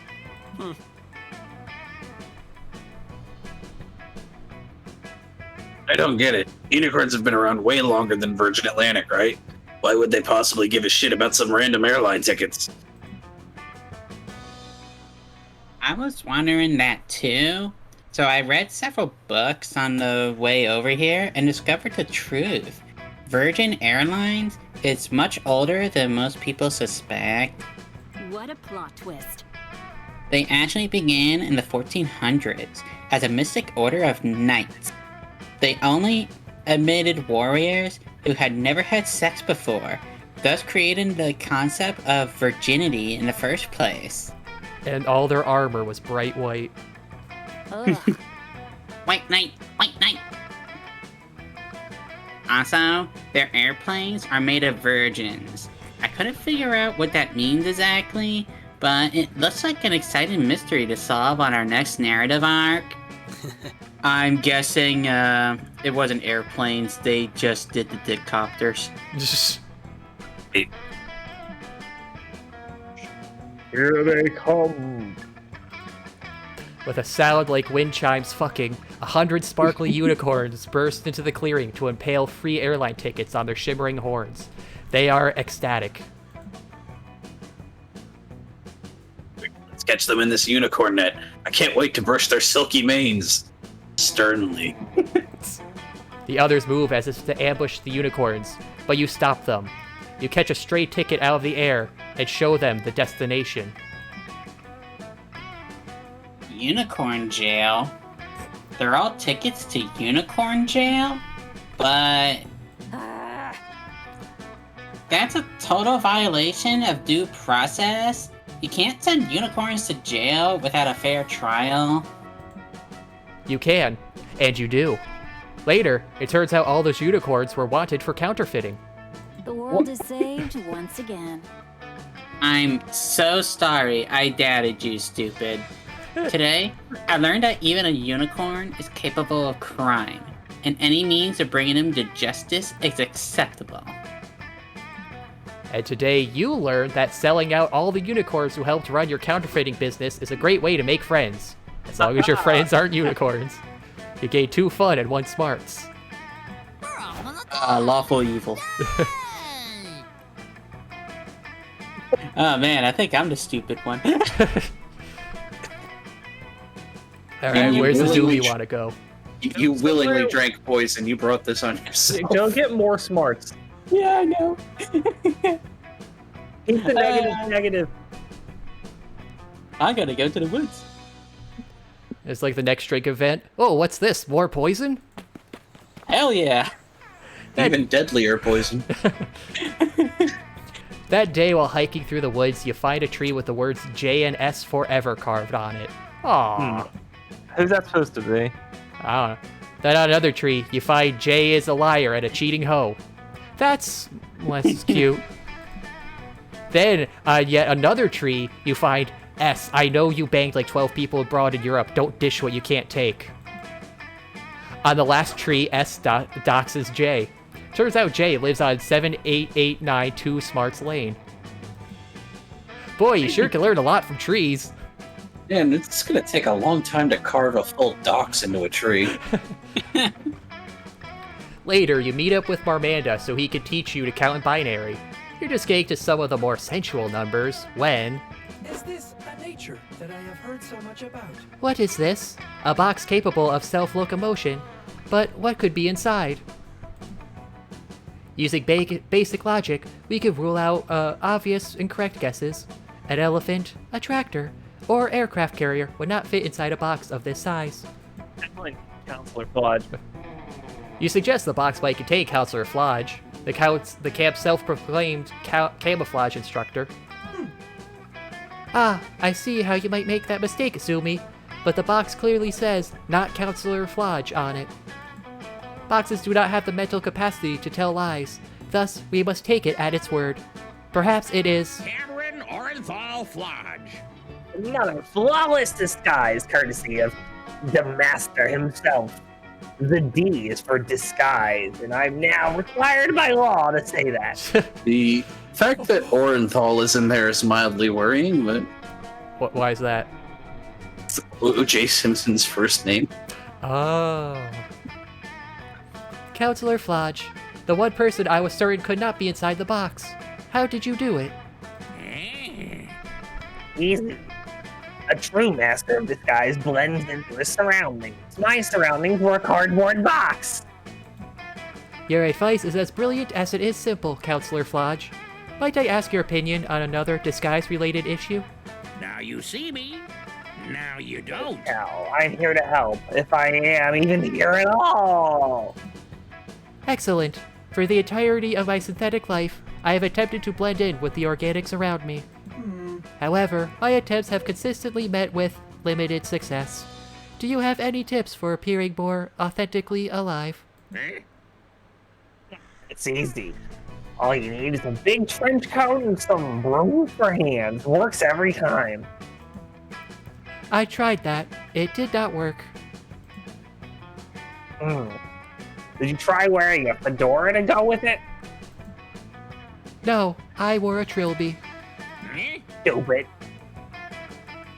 That's an even more organic hat. I must say, I'm stumped. Still, there must be something we could try.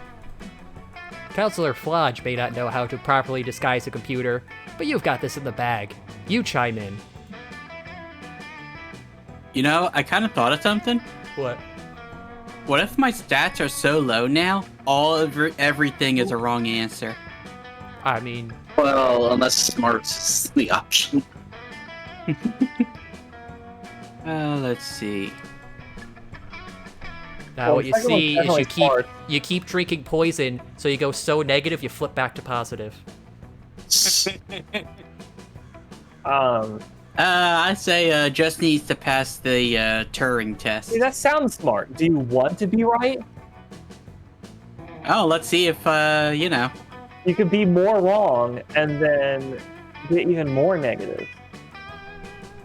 Or this could be like one of those answers where it sounds smart, but it turns out it's another thing because the writers got a little wonky. Yeah, sometimes the game just lies.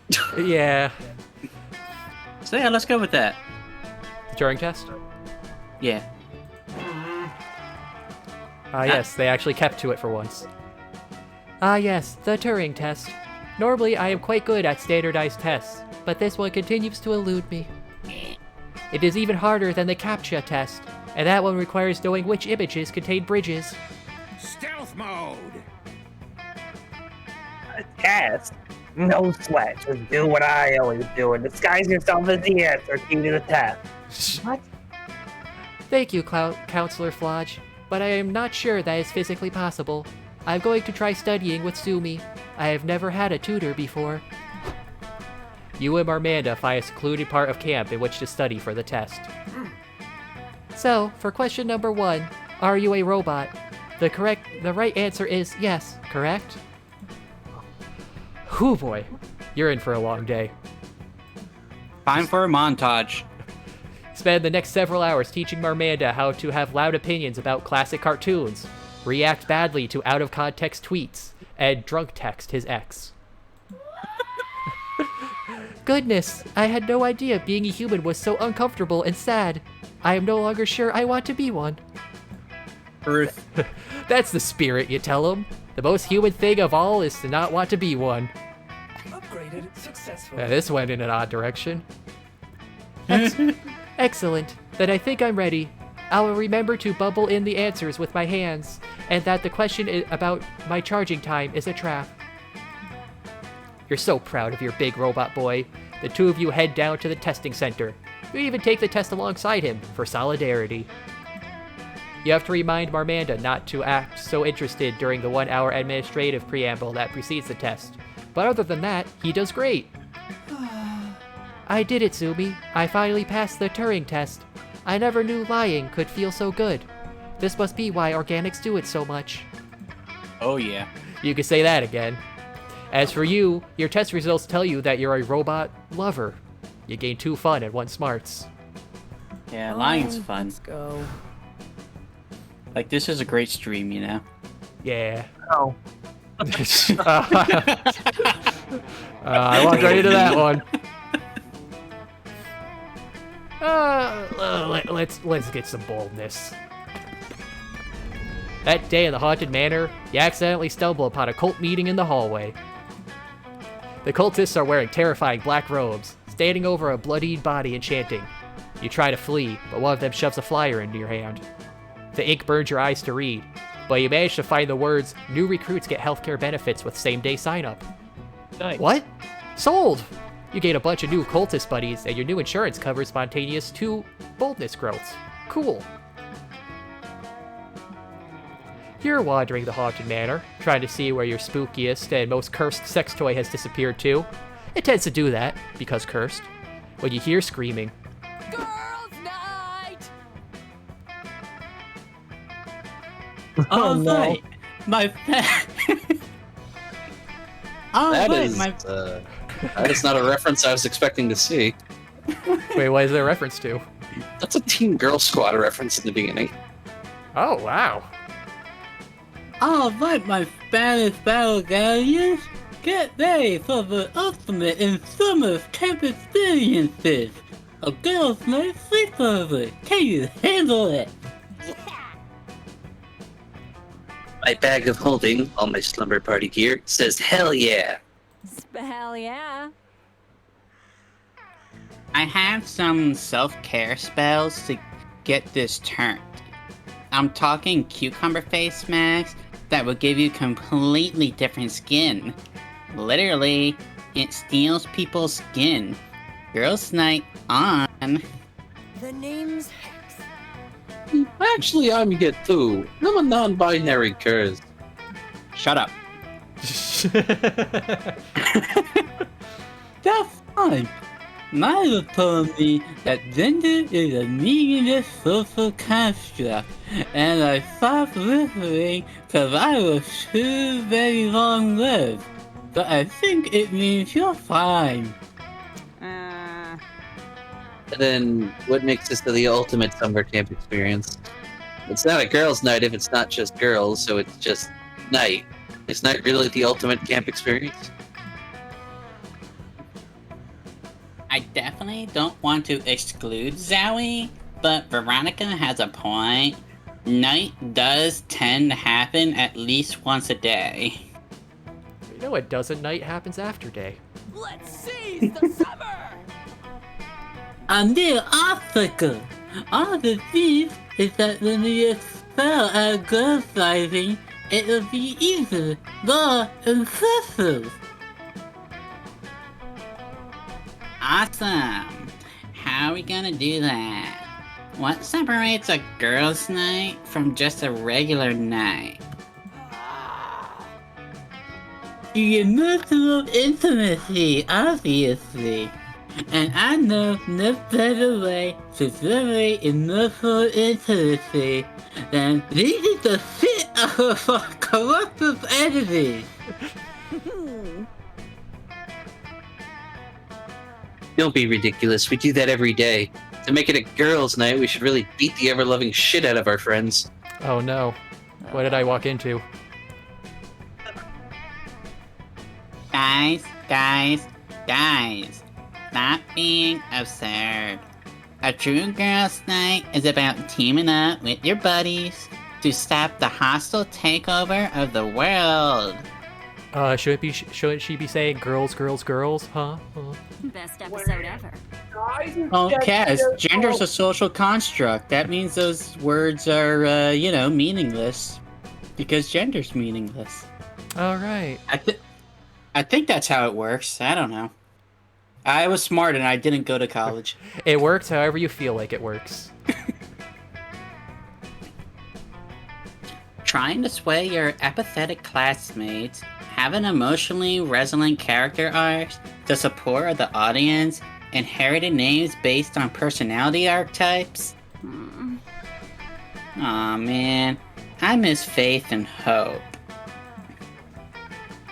Perfect. We can show them how much you miss them by beating the shit out of them. No? Literally none of those are girl nights activities. Are you the only person here who's seen a rom-com? Time to set these ladies, and a non-binary curse, on track to success. Let's see. Pajamas or Never Have I Ever. I'm gonna go for the pajamas just because I want to see if there's art for that. Pajama-rama. Oof. Cute pajamas? No thanks. I only sleep in my old clothing. How am I supposed to be here to save the world if I'm contributing to fast fashion consumer culture? So muscular! You think sleeping in old clothing is real life?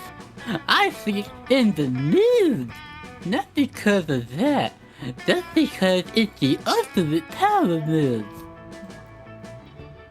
That way, if someone tries to kill me as I sleep, they're going to have to see my butt first. I mean, that just sounds like an invitation. Whatever. Armor when I can wear actual armor, which is exactly what I want to wear to sleep. What's the whole point of this? Is that I felt excluded by it being a girls' night. And guess what, jerkhole? I do not wear clothes ever. So why would I wear them to sleep? For the novelty. But Miranda, why would you wear armor to bed? You're gonna, like, inflict penalties on yourself. Ow, good point! Dorito Pope, why are you so bent on excluding Zowie?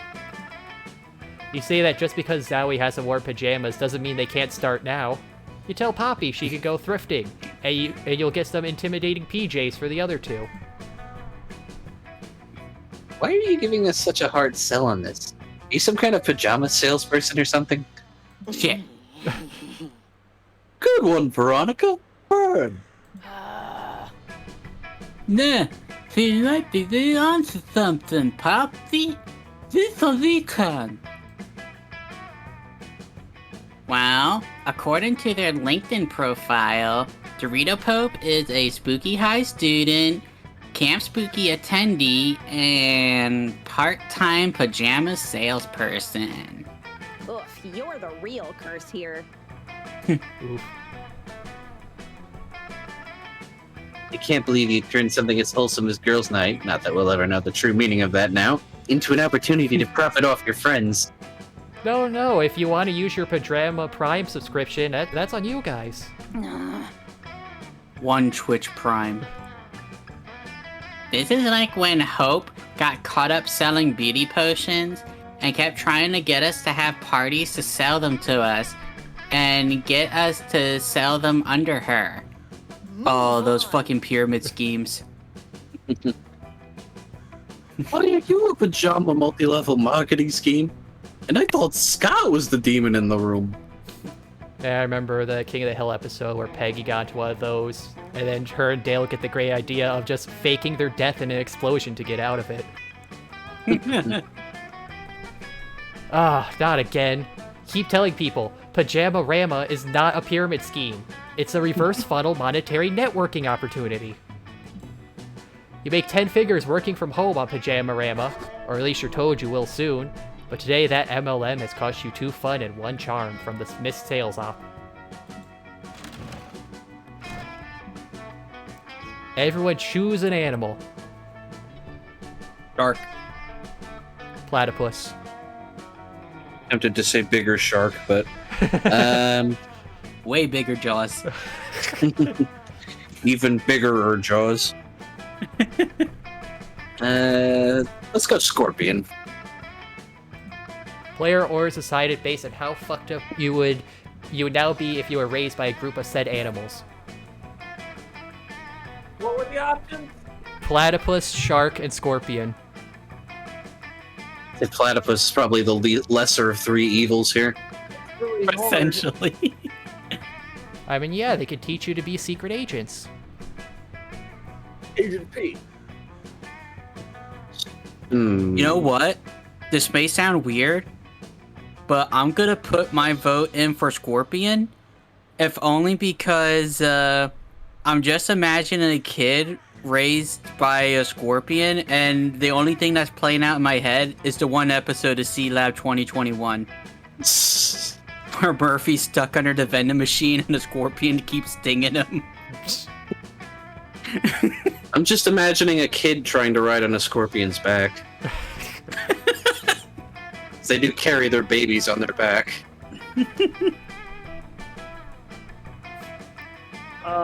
Yeah, I mean, I'll vote for Scorpion. Alright.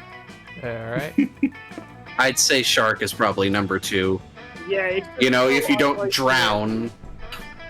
Pretty much. Hey, if you don't drown, good news, you're Aquaman now. You're Shark Boy. Let's storm this camp. Let's get more boldness. In the haunted manor, a voice whispers from the walls in a frightening voice. Stupid, you can't escape your fate. You'll soon gain boldness, but after that, something weird will happen to you. It could be great or terrible. Oh no. You don't want something potentially terrible happening to you. You stay put to be sure you don't gain extra boldness per the voice's prediction. Look at you, trying to defy destiny itself. That takes some bravery. Here, have 2 boldness. You link up with Poppy, hoping to get some tingles down your spine and in your genitals. Ugh. I can't believe people are scared of this place. What are they afraid of? The bats? Those are fruit bats. Is everybody at this camp a secret mango or something? Hey, that's offensive against a certain group of people. Yeah, what about the Woomangos? Yeah. Not just the mangoes, but the woomangos and childangos too. I prefer my pronouns to be Zimgo and Zergo. Anyway. I sexually identify as a fruit. Kiki. Anyway, I need some help with a ritual. Take off your clothes and stand in the middle of that blood circle. Kinky. You hesitate for a moment, but you have to admit this isn't the weirdest hookup you've ever had. No touching. I mean, Kaz always has the voice for this one. Alright. I mean, I only had the voice in that demo we did. Well, I mean, yeah, but you kind of nailed it right out of the gate. Sorry, did someone say hookup? Because I'm here to hook you up with some murder. This cannot be for real. Excuse me. I was about to do some magic and add some real scares to this mansion. Although I guess your appearance already helped with that. Oh man, you're a witch and everything? This is too freaking good. Sorry, let me explain. As you can see, I'm highly rated on the victim finding app Murder. Jerry S. 5 stars, though. I work hard to maintain that. And since you dabble in the occult and have sexy flings with one or more monsters. Hey! You're a top candidate for getting mercilessly stabbed to death in a spooky house. Not wrong. I find the slut-shaming implications of that to be highly fucking irritating.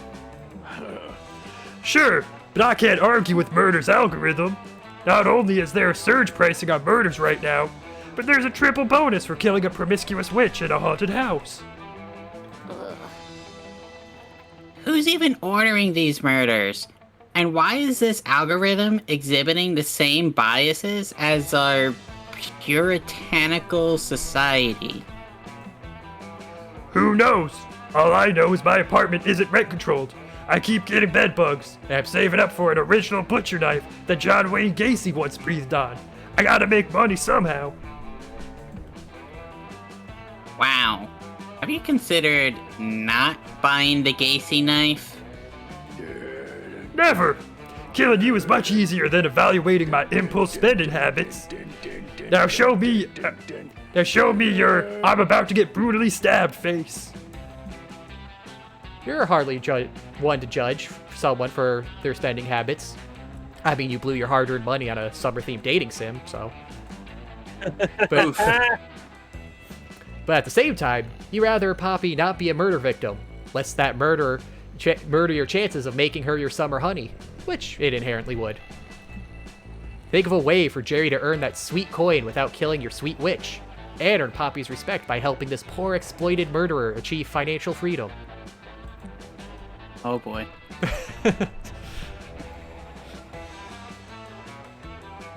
I mean, I would have gone for Patreon, but, you know, they started purging porn a bit, so... Yeah, fuck Patreon. But ain't my choice. I don't know if that's smarts or not, though. I mean, I feel... Feels like smarts.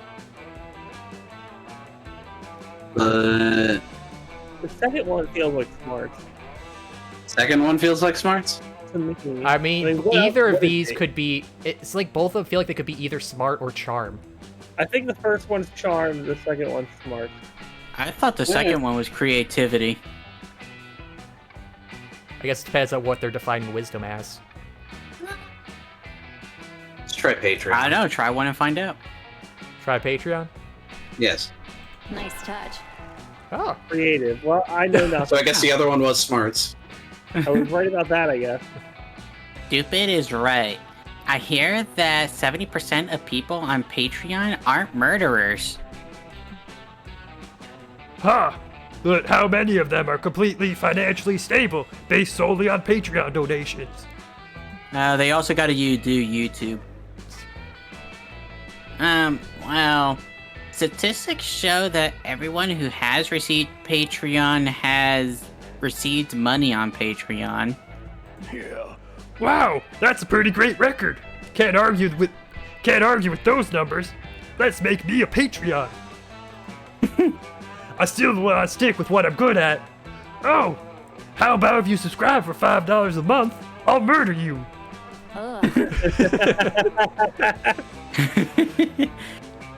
I mean, that's perfect because, they pay for the first month, you kill them, and, no one's really around to get their credit card or whatever. They can off, never so unsubscribe. Exactly. I don't want to squander your creativity, but I feel like that may be problematic in terms of maintaining a long-term user base. I don't see the issue, but whatever. I guess they could get access to the behind-the-scenes content from my podcast. Wait, you have a podcast? Yeah, it's mostly a lot of screaming and begging and heavy breathing, but you'd be surprised how popular it is. Unfortunately, I really wouldn't. Let's throw in 3 white guys riffing about pop culture, and you'll be top of the charts in no time. Is we already have that right now. My brother and me, Jack? Or probably any podcast jab, I feel. Or really like any show because, Top Gear. Yeah, that too. Ranting about pop culture. Well, I was going to say the main thing is that the majority of podcasters are white and guys. Yeah. Just like those little podcast videos that the Red Lair Media guys make with the Star Wars stuff. Just totally ripping on everyone. Old Rooster Teeth. You and Poppy helped set up Jerry's Patreon tiers based on the Spooky Sound Squad podcast, rather than him murdering his financiers. Well played. Guys! Someone just offered me a whole $5 for the custom reward where I send them pictures of my feet. How amazing is this?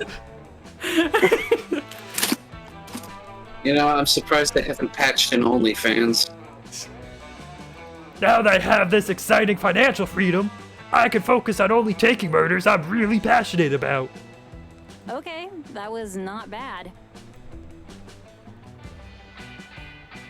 Oh, I sorta hoped you would stop murdering entirely. What? Why would I just do that? This isn't just my livelihood, it's my raison d'etre. But you're good, for now. Haha, just kidding. Or am I? We have fun around here. Anyway, gotta go take these feet pics now, and then probably kill the guy for asking them. But he'll definitely die satisfied. These tootsies deliver. At least he's gone for now. On the off chance that Patreon doesn't always keep him financially supported, he may be back to murder. That was magic. But I feel like a lot of the things that happen around here are never really dealt with and have no consequences, so I bet we're fine. You bet she's fine. So fine that just staring at her smile gives you 2 boldness and 1 charm. I can smell danger.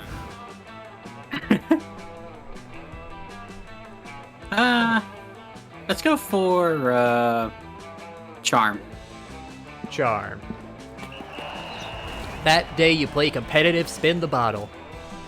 You must kiss a camper from Camp Rival Camp. It's a long, intense kiss in which your tongues wrestle mercilessly. You apply some unexpected biting, since that currently very high in the meta, while holding the back of their head to prevent an untimely escape. You win at kissing. It goes without saying you've earned 2 charm. You're hanging out with Marmanda, Demian, and Scott, but mostly Cal, when suddenly... Commander located.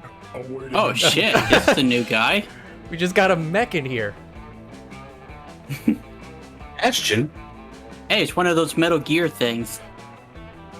Commander located. Awaiting instructions. Rob a sandwich store and bring me one. Who wants Scott? I'll try Scott for something I got. Okay. Same voice, but it doesn't sound like a ball gag. He's not talking to you, Damien. He's looking for Coach. Ah, Bane. Negative, friends. Notice how this interloper is a machine like myself, and even possesses the same highly expressive facial screen. Whoa, that's crazy. Well, I get it now. Indeed, I believe this hulking automaton is here to... Help you convince your divorced parents to get back together? It's a classic parent trap situation.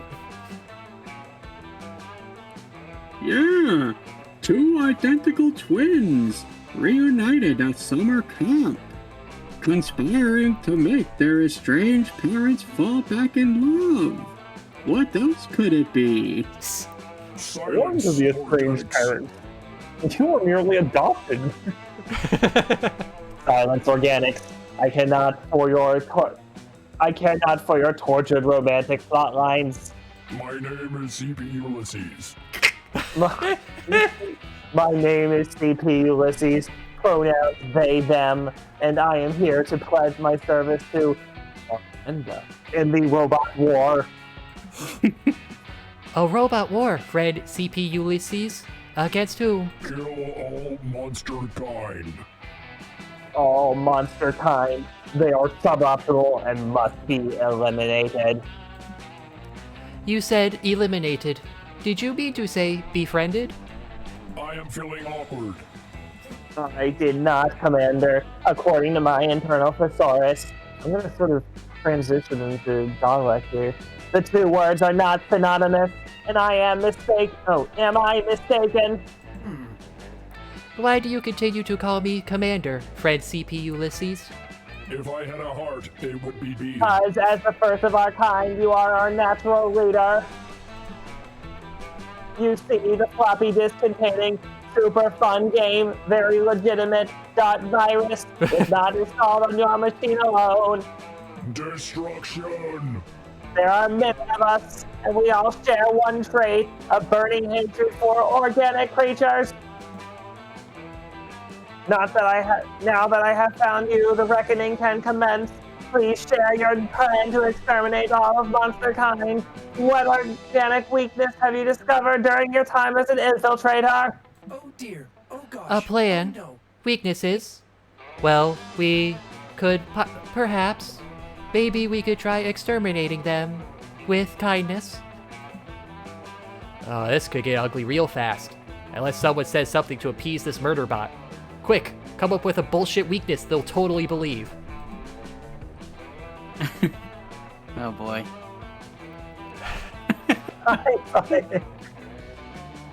That's not charm.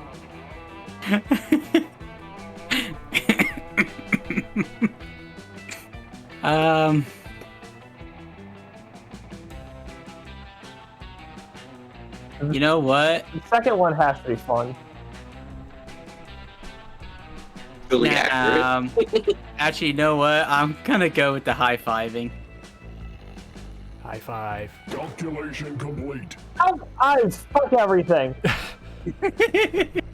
High-fiving. I appreciate the fact that it has clearly a technique invented by machines. I must test this technique. You 2 organics, come here at once so that I may high-five you. Oh, bro. Ooh, us? Sorry, bro. I love high fives. but we're busy helping you get your parents back together. See ya. Yeah, we were just heading down to the library to figure out which one of the computers there are your parents. You can high-five us after.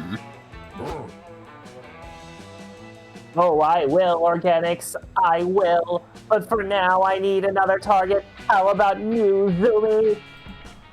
Sure, why not? It's not. If this dumb hunk of metal thinks they can defeat you with a high five, you'd love to see it. Destruction! High five first off. Activating atomic elbow. Die. Die. CP Ulysses high fives you so hard your hand flies around 360 degrees and high fives itself. It would be awesome if it weren't so mind-shatteringly painful. I have no strong emotions one way or the other. Results. High-fiving does indeed seem to be a powerful technique. It is somewhat inefficient, however. I shall remove Zoomy's high-fiving arm and mount it in an ergonomic vise to facilitate repeated attempts. CP Ulysses sprouts way too many circular saws all of a sudden, but Marmanda steps between you.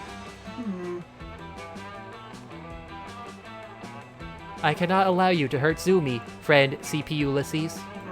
No, please, I wanna die. Granted, I do not particularly care for him, but that is because I am technically incapable of caring about anyone. Using circular saws on an organic being is still wrong. I see.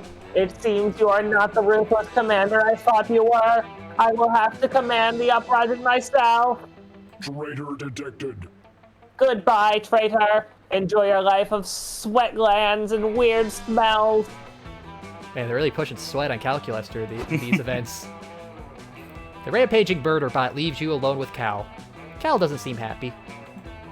You're glad you still have both your arms, but you still hurt. But you still hurt like hell. Both from the high five and the realization that Marmanda has no feelings for you. You lose 2 charm and 1 fun. Hell yeah. Let's go. Let's get some creativity going up.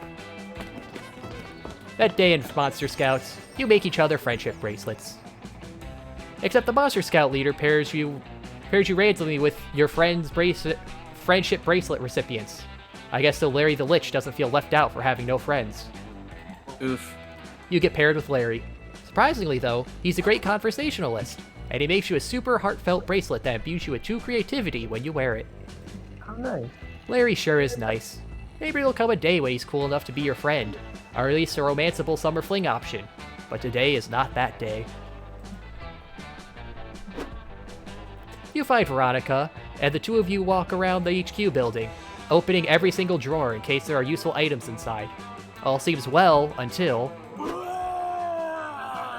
Bear attack! Bear attack! You're cutting out a bit there, Timber. Fuck you! It's a faraway bear. Ah, the chilling cry of the dreaded attack bear. The beast is rich and cunning as it is in XP. Stand back, Dorito. Oh, I'll handle this. While I'm pleasantly surprised by your commitment to bear safety, Veronica, I just want to make sure. Beware the bear! You know I'm not an actual bear, right? Just your old pal Coach dressed in a bear suit in order to increase bear awareness. Veronica, why are you standing there frozen, staring off into the middle distance? Middle distance. What? Is this some new millennial dance I'm unaware of? It must be. Oh god, I've seen this before. She's menuing. What? She's navigating her attack menu in order to select the perfect move with which to defeat you. What attack menu? One ahead, I guess. See any attack menu? I always just tell you to do something randomly and get it over with. Shut up, Hex! Ugh, you don't get it, you dumb curse. Monster hunters are weak against bears because bears are technically beasts, not monsters. I've got to choose the perfect attack to counter my type disadvantage. Otherwise, this combat might go suboptimally. Oh no. Gasp! Oh no. I'm not Coach. I'm a bear. Well, in a real bear attack, you can't expect the bear to wait around while you select the perfect attack, so neither will I. Roar and stuff. Coach charges towards Veronica. Quick, help her break out of her decision paralysis before she falls victim to this fake bear attack. Well, what? We we gotta go for this. We removed the Second Amendment. Play of the game. That's it. I cast Public Backlash. Veronica's Public Backlash attack was super effective against the United States Constitution. The Second Amendment was defeated, skipping decades of counter-lobbying and incremental legislation. Veronica gains 1776 experience. Two burly men in cheap black suits appear to confiscate Coach's arms. No, I'm not a real bear. I'm a high school coach with a passion for bear safety. Yeah. We'll have to file a petition then. Good luck filing it without arms. They warned me that one day the government would come to take my arms away, but I never believed them, and now it's too late. You've made this old tiger proud. Even so, Veronica, I'm very proud of you for caring so much about protecting yourself and your campmates from bear attacks. Enjoy your youth.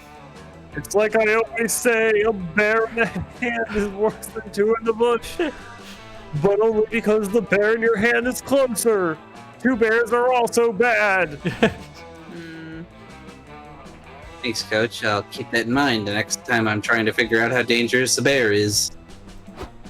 Man, I was really hoping they would remove his arms off the spray like the time they took Damien's face away. The burly men in suits drag Coach's arms away. Coach's arms are attached to Coach, so he's dragged away as well. Today is a great day for bear safety. You gain 2 charm and 1 creativity. Trade places. Everyone choose a song. Dang, I forget what one they had for the Ariana Grande they mentioned earlier. Megalovania.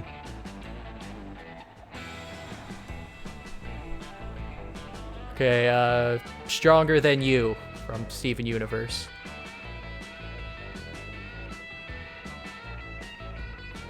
Yellow Submarine by the Beatles. Player or is decided based on what song you'd like to listen to while doing some hanky-panky. Wow. We all live in a yellow submarine. Bet squeak, yellow submarine. Bet squeak, yellow submarine. It writes itself. Now, are you ballsy enough to try and threaten? I mean, the real question is, are you ballsy enough to try and thrust to the rhythm of Megalovania?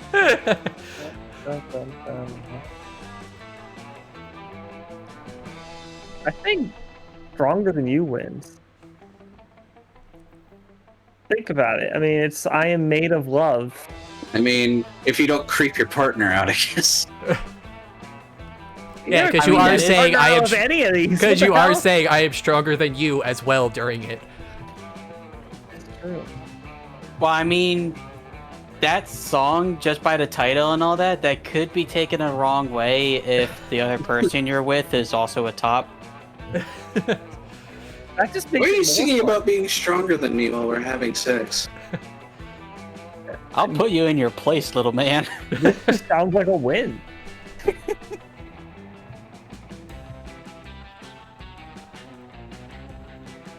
Meanwhile, I think Megalovania, it'd be like, yeah, you're intense and all, but it's like one pump and you're done. I honestly you don't last in the fight. Megalovania is number 2 for me, just for being Megalovania. I don't think there's a situation in which I wouldn't want to listen to Megalovania.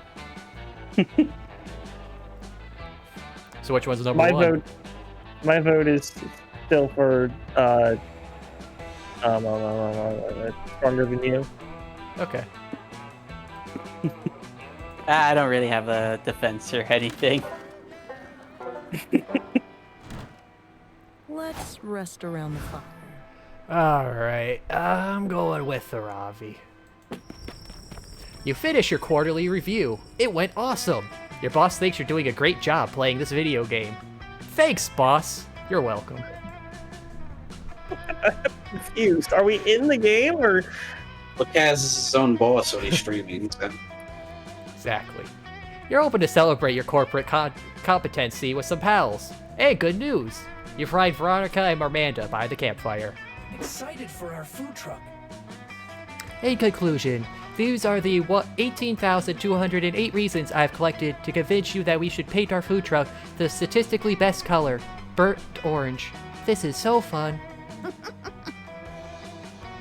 Sounds glorious, Cal. Gods, this food truck is gonna be so sick. I'm gonna reach level 18 in my merchant skill tree so fast. Guys, I just had the trillest food truck idea. We should sell mini Victoria sponge cakes for dessert. They were technical challenge recipe for the GBBO Season 5 finale. So dope. Oh, that's what it stands for. Whoa, Zoe watches the Great British Bake Off? That's your favorite show. You can give them the secret GBBO handshake that all true cakeheads know. No. That's not even a joke. It's just a Great British Bake Off. Like, I was expecting. Holy, sick that you like GBBO, Dorito Pope. I honestly love reality TV in general. I'm watching the best thing right now. Have you guys seen 90 Day Adoption? I read that as 90-day abortion. God, that would be a horrible show. Not legal. I have not seen it. I am aware that the show exists, but I've been unable to watch it due to my current parental control browser settings.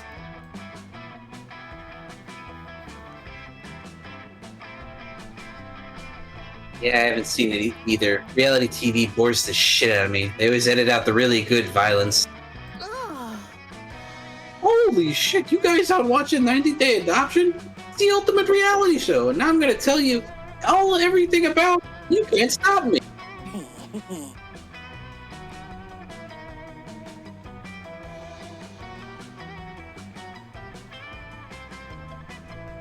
So basically, the show is like Bachelor, but for orphans. So each season there's a new set of parents and they adopt 6 orphans and choose which one they want to keep. Jesus Christ. It sounds horrible. Here for it. Crazy part is, the parents have never met each other face to face. They fell in love and got married while only communicating through walkie-talkies. Such an unneeded step. And if the parents don't complete enough intimacy challenges, they need to let their exes raise the children for a day. Needless to say, the drama is absolutely the best part. Error 404. I am pleased that you are enjoying the show, but I am afraid I may be unable to watch it. I can only process a limited amount of drama per hour. I thought I was safe watching my favorite reality show, Terrace House, but then I had to process all the emotional nuance in the meat incident. I almost ran out of battery. The show that had that wrestler who killed herself on it. Wait, what? Terrace House is a Japanese reality show, and on one of the seasons there was a female professional wrestler on it who ended up basically getting cyberbullied until she killed herself. Ooh. I think they canceled the show after that. Yeah, I could imagine. Yeah, wow, that really put down the mood. I didn't mean to do that. Yeah, these shows are never worth the time to watch them. It's always like one 5-minute clip of a headbutt, and then they just replay over and over. Okay, guys, I get it. And I get this show isn't for everyone. But I haven't told you about the elimination challenges yet. Just wait till you hear this. Not enough signal to process. Oh dear, this is stressful. I may be overheating.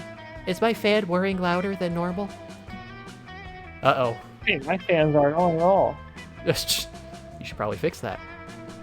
Uh-oh, looks like your two bonable friends aren't totally obsessed with reality TV, and that's a deal breaker for you.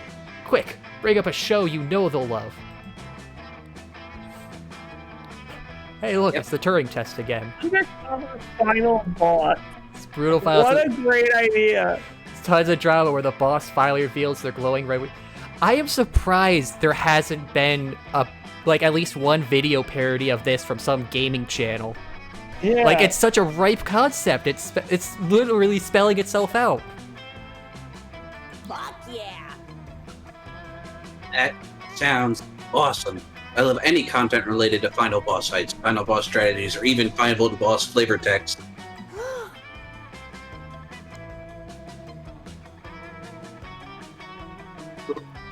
Gee, Veronica, it's so good. You would love it.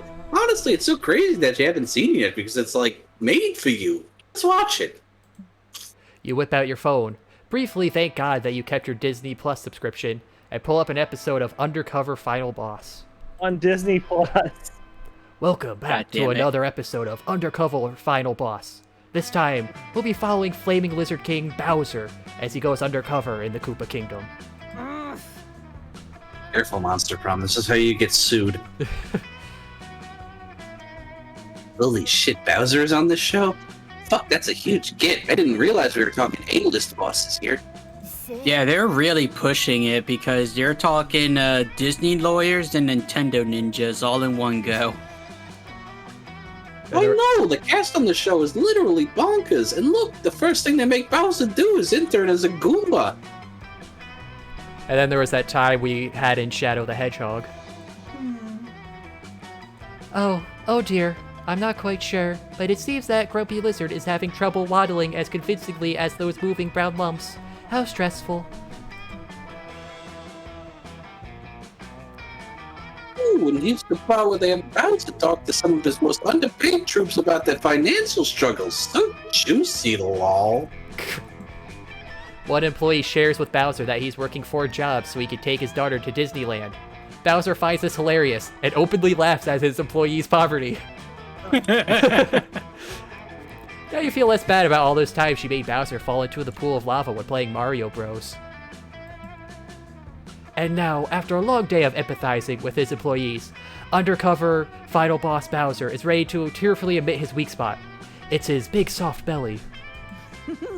No, that's not where the big red glowing dot lump thing is. Is this a sex joke?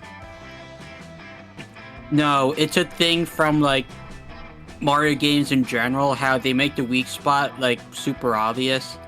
Yeah. And one of them was, I think it was like in Mario Galaxy, they made the weak spot just like a big glowing red lump on them. So it's like you knew exactly where you had to hit shit. Damn, that show is so fucking good.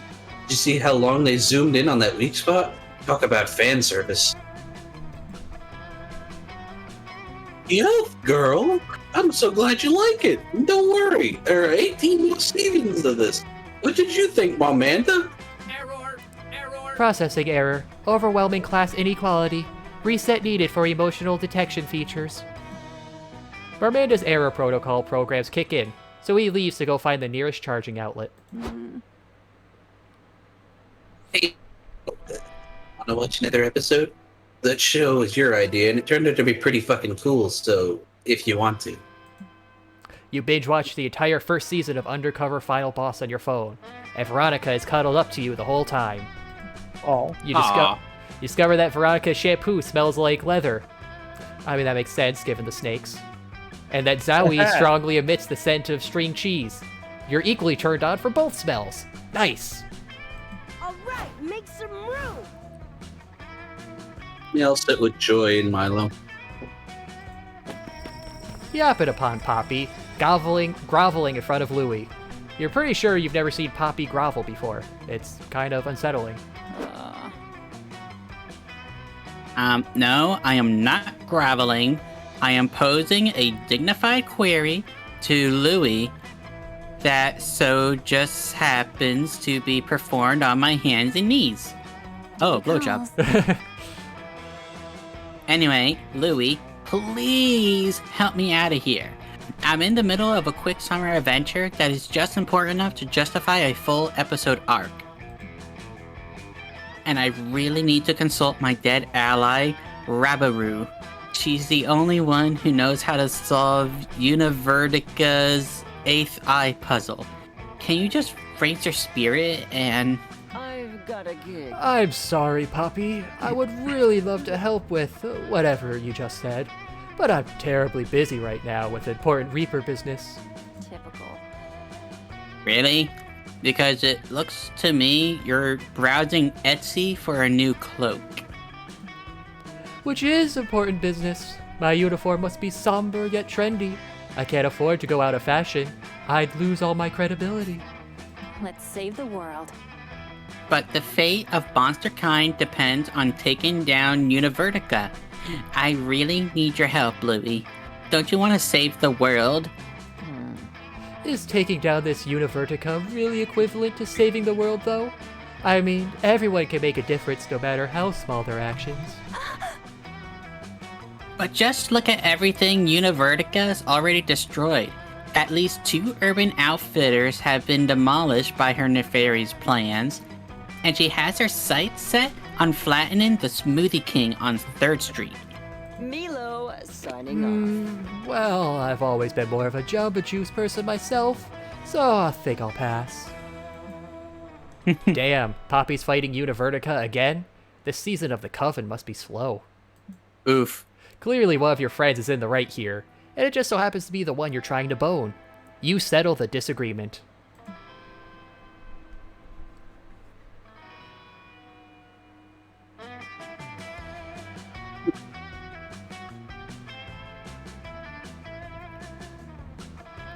Trying to figure which one. Huh, yeah, which one's which? Yeah.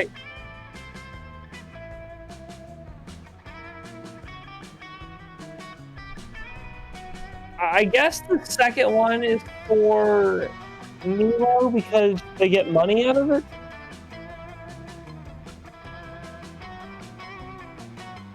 Yeah, and the first is still getting Rabaru's spirit up, I guess.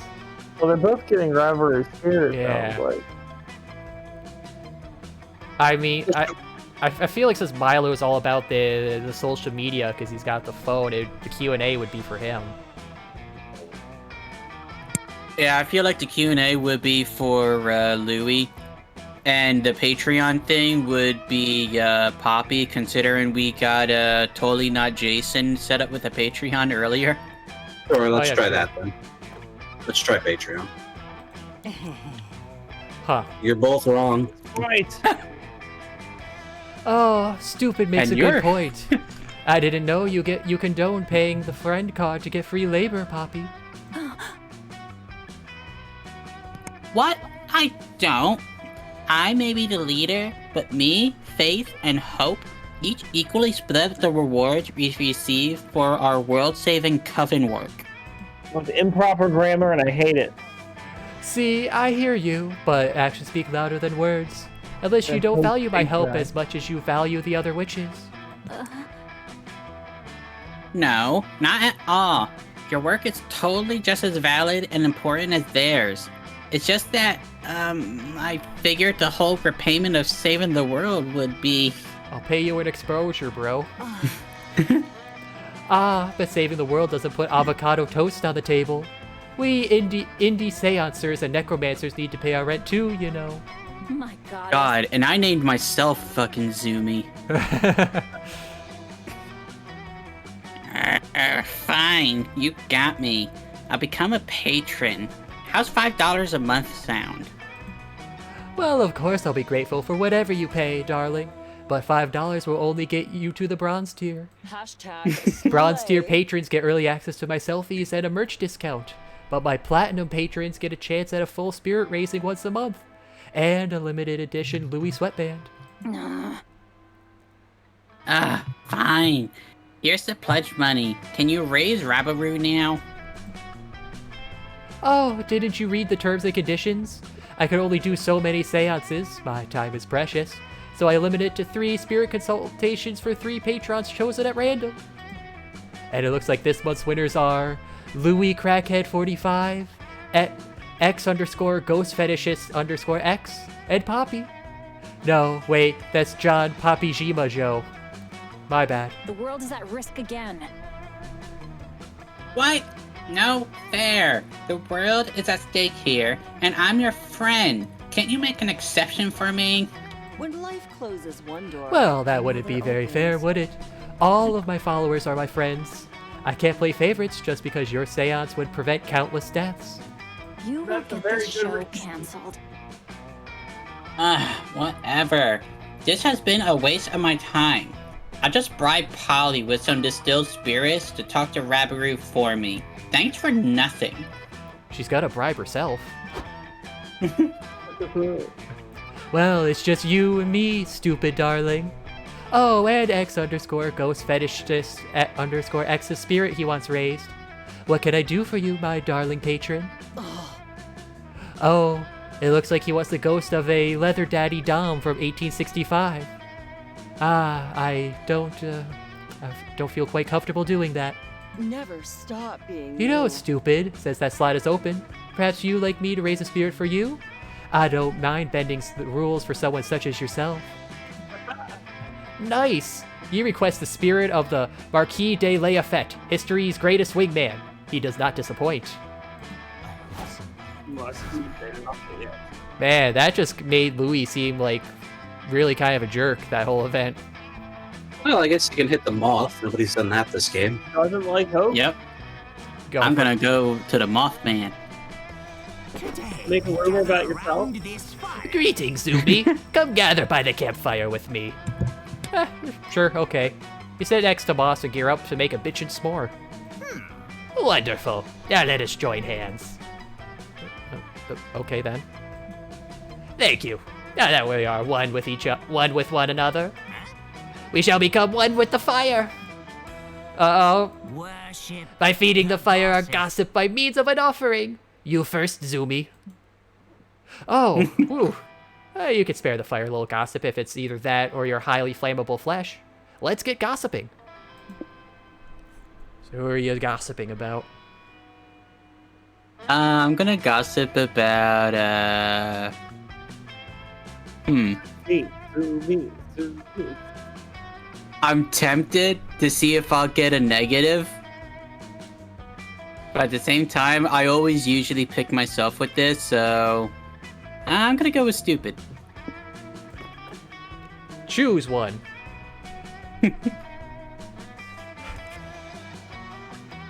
Let's go with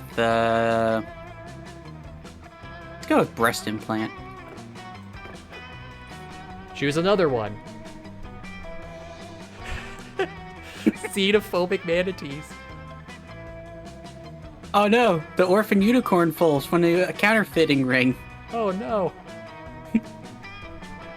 Yeah, xenophobic manatees. Type in an abstract concept. Like what? I don't know. I just think of something abstract. Love. Nah, cliche. Hey. Oh. I don't really know how to put this one into words, but I guess the best way to like put it out would be to ask it as a question. So it's like, describe the color red. Can we fit that? Describe the color. Nope. No. How about red? Yeah, just do red. Or color red. Red. Yes, that was some wonderful gossip. I feel that the fire is satisfied for tonight. Farewell for now, Zoomy. Glory to the campfire. Your gossip is like a little seed, and you proudly watch it grow into a mighty oak as your friends pass it around the campfire. Is this what having children is like? Hello. Ooh, I like Hey, Zoomy. So you got any fun hobbies? Baking, gaming, making sentient golems out of clay to do your bidding? Sorry, just trying to make conversation. And also segue into this totally wild gossip I just heard about Stupid. So, like... See, Stupid's got a particularly weird hobby. She apparently likes to knit homemade breast implants and sell them on Etsy. I would love to see what that looks like. Her store is called Stupid Circle of Red. Interesting name, no? Maybe I'll even order something before camp is over. Stupid Circle of Love would have been great for breast implants. What's even weirder about Stupid Circle of Red is that Stupid gives xenophobic humanities a 75% discount on all purchases. What? The explanation on the Etsy page is that Stupid wanted to give back the community that shaped her into the man she is today. That's what that means. Oh, I love this. Bye. Personally, I think Stupid hobby only makes her creepier. But hey, each their own. What do you think? This will certainly be a rumor to remember, and everyone will definitely remember that Stupid lost 4 charm. Oh shit, sorry. Bring out ye flasks. Weekend arrives, so it's time to visit Juan, the small magical Latino cat. Hey, look who's back! Please don't take the poison again. Really, I don't know why you did that. I guess you have more thirst than common sense. Or a death wish. Anyway, check this drink out. No idea if I got the recipe right. Want to try it? I like the bottle. Yeah, I've never seen this before, so yeah, I'll take the Joe Crow, bro. Yeah, no, totally. I was testing your common sense. And you passed. The prize is the drink you chose. No idea if I got this recipe right. You want to try it? Or you can take a box.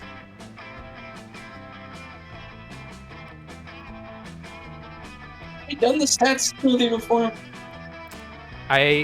Yes, we have. Okay. Alright, then give me the box again. The mystery box. So bold of you. Hope you're happy with it. No refunds.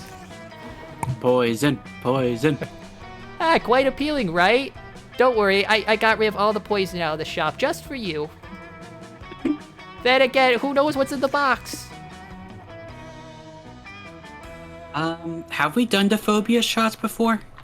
That I don't remember. I think Well, you know what? told this, but Wait, did it? I think we've done it, but I don't remember. See, it's like I can't remember because they look like the little things Oz has on them, but They are. Yeah, so that's why I don't know if it's like, am I just thinking of him or did we actually do the shot before? I think we did, I just don't remember. I'll try the box. I gotta get my loot box. The mystery box, so bold of you. Hope you're happy. Be anything in the box. It could even be more poison. I call this one Tequila Moonrise. What a powerful, invigorating drink. I gave it that name because when you drink it, you can feel all your stats rising. It's like anti-poison in a way. Well, at least you got one negative still. Yeah. The Pina Colada is a concoction that will shake the inside of your own skull. Choose 2 stats and see how the kick of this beauty makes those stats swap.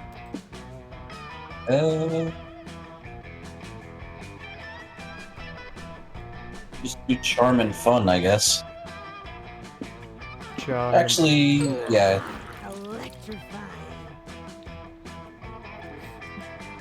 The Joe Crow is a legendary piece of magical booze. It's a spirit to drink with your friends, but beware, it will rock you to your very core.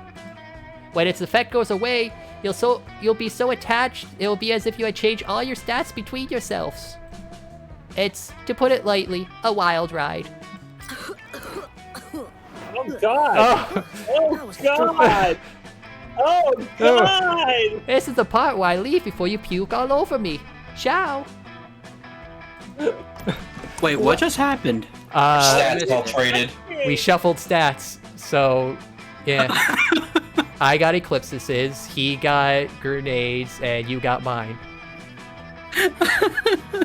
Everyone choose a fictional character. Captain Falcon. I'd say my waifu, but she's obviously real, so I can't pick that.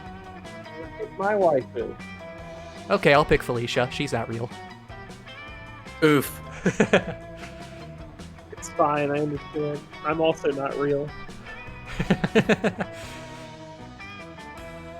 Fictional character.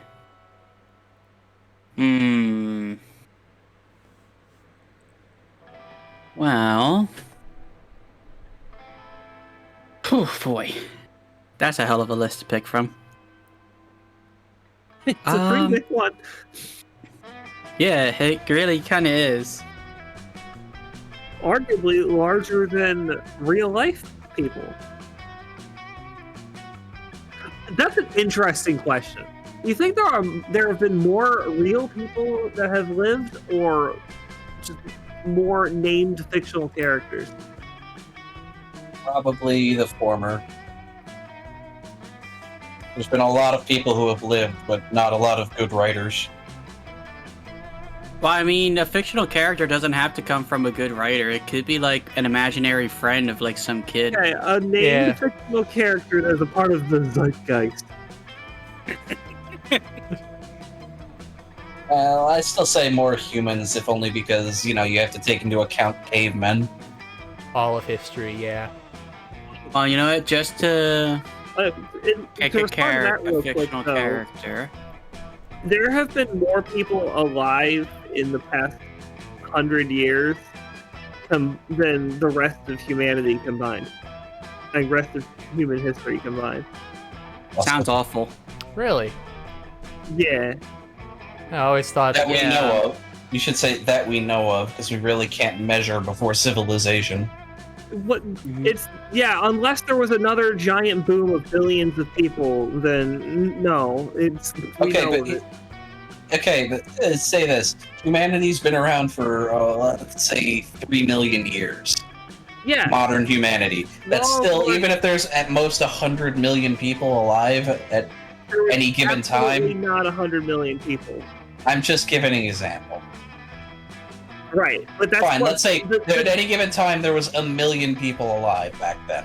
The billions of people that have been alive in the past 100 years is such an unreasonably large number compared to the minuscule amount of people that would have ever been alive before that. It's such a crazy thing to think of, because I've always heard, there's more dead people on Earth than alive right now. At its peak, the Roman Empire had like 30 million people in it, right? Yeah, that's still nothing. It's pretty significant considering our worldview. But don't forget, the Roman Empire was also spanning across, 3-4 continents? Anyway. It barely touched Asia. Anyway, for my fictional character, I'm thinking of Alexander from the Final Fantasy series.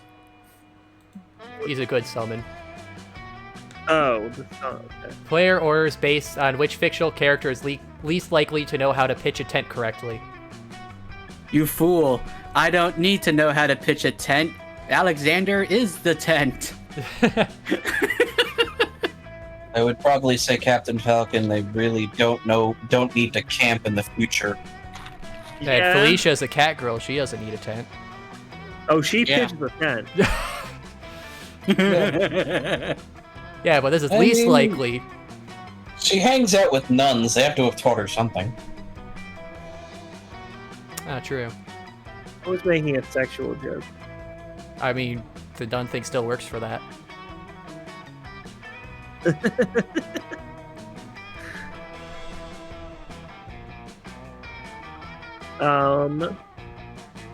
Captain Falcon, Felicia, or Alexander? I think Captain Falcon. Because He's not camping. Even if he is, he's gonna have some high-tech, stupid thing. I mean, he's got a fucking race car that's like powered by part of the Big Bang. He doesn't need to know how to pinch a tent. Yeah.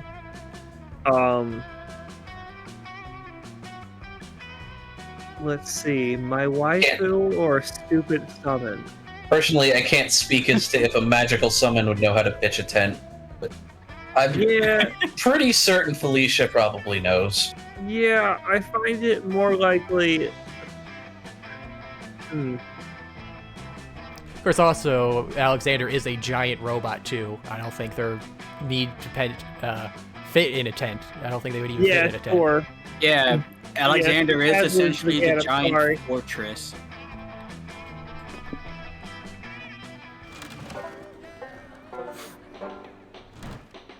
Today's forecast. Storms. I voted against my waifu. He doesn't love you anymore. Alright, let's get creativity out of the negative, please. That day in Monster Scouts, you learn to identify different animal tracks. First, you practice identifying bears and deer. Then you start having to identify way more specific tracks. You identify the tracks of a sculptor, half human, half sculptor, and you follow the tracks until you find the legendary beast. The sculptor teaches you the basics of sculpture. You gain 2 creativity. Also, it looked like you didn't know how to pitch a fence too well either. So, terrifying concept. Later, you're looking around for Poppy. You just finished reading her copy of How to Be a Slightly Better Friend Despite Your Suffocating Horniness by Dr. Hugh G. Boner, MD. You see Poppy nearby. She's quietly reading, and you learn that it's rude to interrupt. So you give the book back and turn to go. Yay! You showed basic respect to your friend. Wait, stupid. That's it? You're just gonna leave? Without introducing any absurd high-stakes shenanigans? Duty calls. Come on, don't be shy.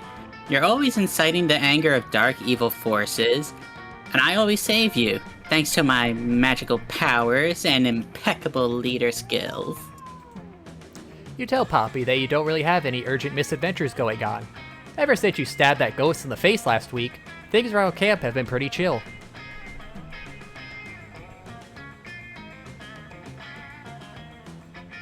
Oh, well, I guess that's good.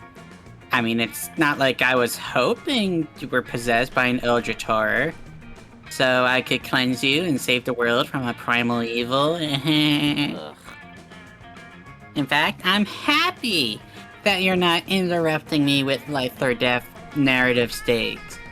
I was technically supposed to take this summer off, so I guess I'll relax. Oh no, she's a workaholic.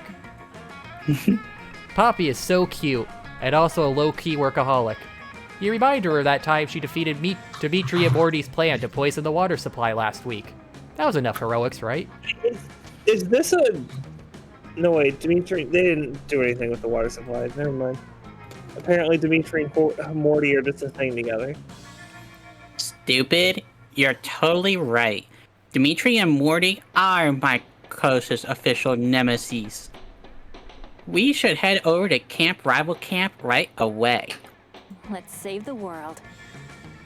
We can spy on Dimitri and Morty and make sure they're not plotting the end of the world, or the rise of the dark side, or anything like that. Great idea, stupid. Sounds so condescending with the name. Not what you meant, but whatevs. You follow Poppy to Camp Rifle Camp, and you two hide out in the bushes. Right away, you spot Dimitri and Morty. Aww. Aww.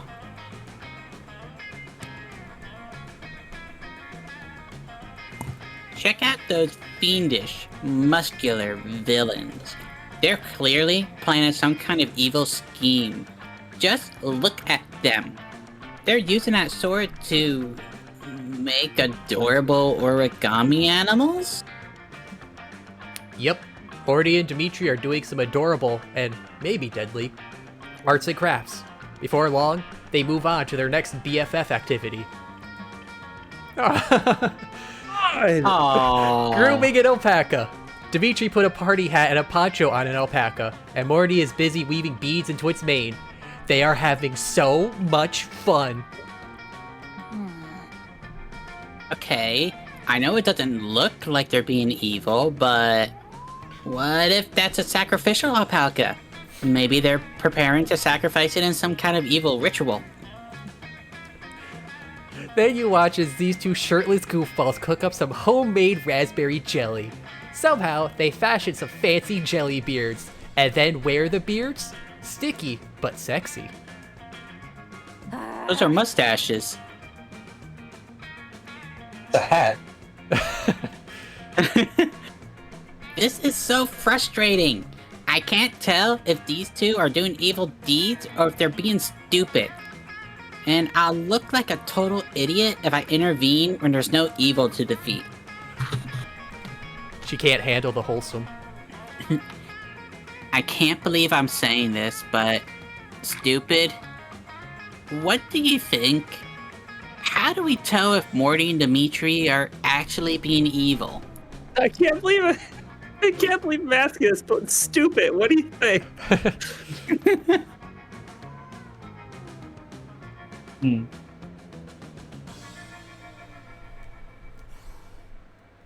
I like that first one. So go for Yep. the interpreter? Yeah, let's get an interpreter. Hire Scott. The guy may have actually just called the plot ahead of time. Huh. Someone who's fluent in stupidity?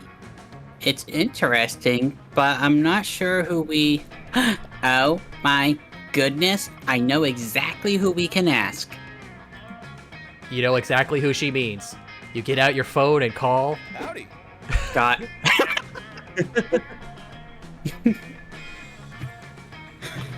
Hold on. Okay, I remember what I was doing there with him. Hey guys! Thanks for asking me to hang out in Camp Rival Camp's bushes. I love hanging out in bushes, and sometimes peeing on them. Thanks for coming, Scott. Stupid and I have a favor to ask. You know how you're a really good boy, right? I'm a good boy. Oh, Yes, yes, yes! I am a really, really, really good boy!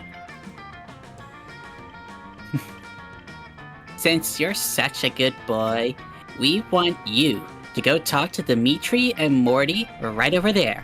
Then come back here and tell us if they're planning anything nefarious. Got it? Scott walks over to Dimitri and Morty. You're worried this is going to end with a werewolf, minotaur, vampire bloodbath. Aw. But shockingly, Dimitri and Morty immediately sense that Scott is just as dumb as they are. They invite Scott to play Jellybeards with them. He enthusiastically agrees. After 3 hours of solid playtime, Scott heads back over to you and Poppy. You guys are still hiding in the bushes. Scott has a full beard made of jelly. It's even in the thing! Oh, that's great. Hey, Poppy! Hey, stupid! You guys, I had the most fun ever of all time with Dimitri and Morty. Did you know that you can make a peanut butter and jelly sandwich using only peanut butter, bread, and a beard made of raspberry jelly? This has been joyful. God, this warms my cynical heart. Sounds like you three had a lot of wholesome, non-evil fun together. Poppy, can I please go play more with Dimitri and Morty? Please, please, please, please? Of course you can. Thanks again for your help, Scott. You're a good boy, and you're a great friend. Wow, that was deeply adorable. A stupidity interpreter was actually a pretty great idea, stupid. Thanks. I have to admit, maybe I have been a little too obsessed with saving the day all the time. Finally, I can read in peace. I am officially going to take the rest of the day off. Maybe we can spend it together. You spend a romantic afternoon with Poppy, and Scott makes you a custom jelly beard. You eat your own beard, and you get 2 charm and 1 boldness. That was a great event. I really liked that. I know, that was cute art. We need more like that. Yeah. Well,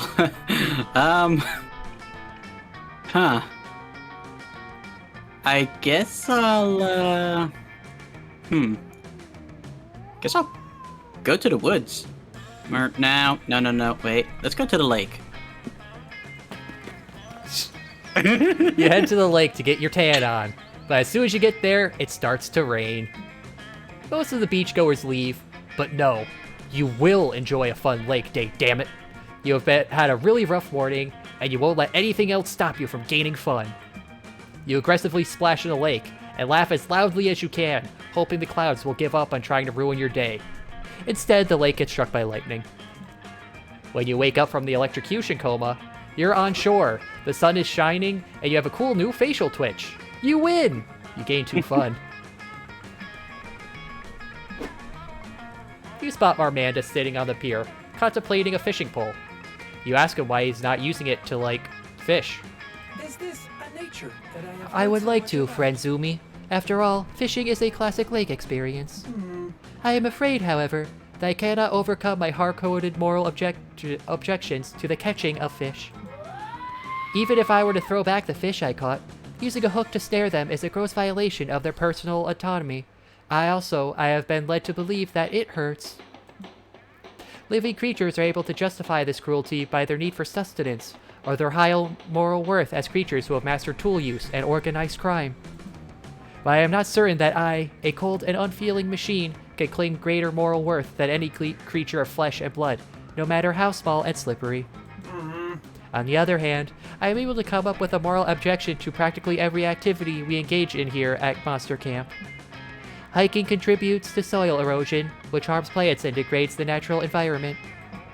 Friendship bracelets utilize symbolism appropriated from indigenous culture. And worst of all, the 20+ students who are murdered every day in the camp dome are not composted. Oh dear. Oh gosh. Is no activity at this camp completely wholesome? Is everything tainted? Well, we just got like one of the most wholesome things, though. Perhaps I should turn myself, simply find a quiet corner to sit in while I turn myself off for the summer. At least that would be ethically neutral. No, if Marmanda turns himself off, how are you ever gonna turn each other on? There's gotta be some way of catching fish that is 100% cruelty-free. In fact, you know just the thing you've got to make the fish come to you. Bye.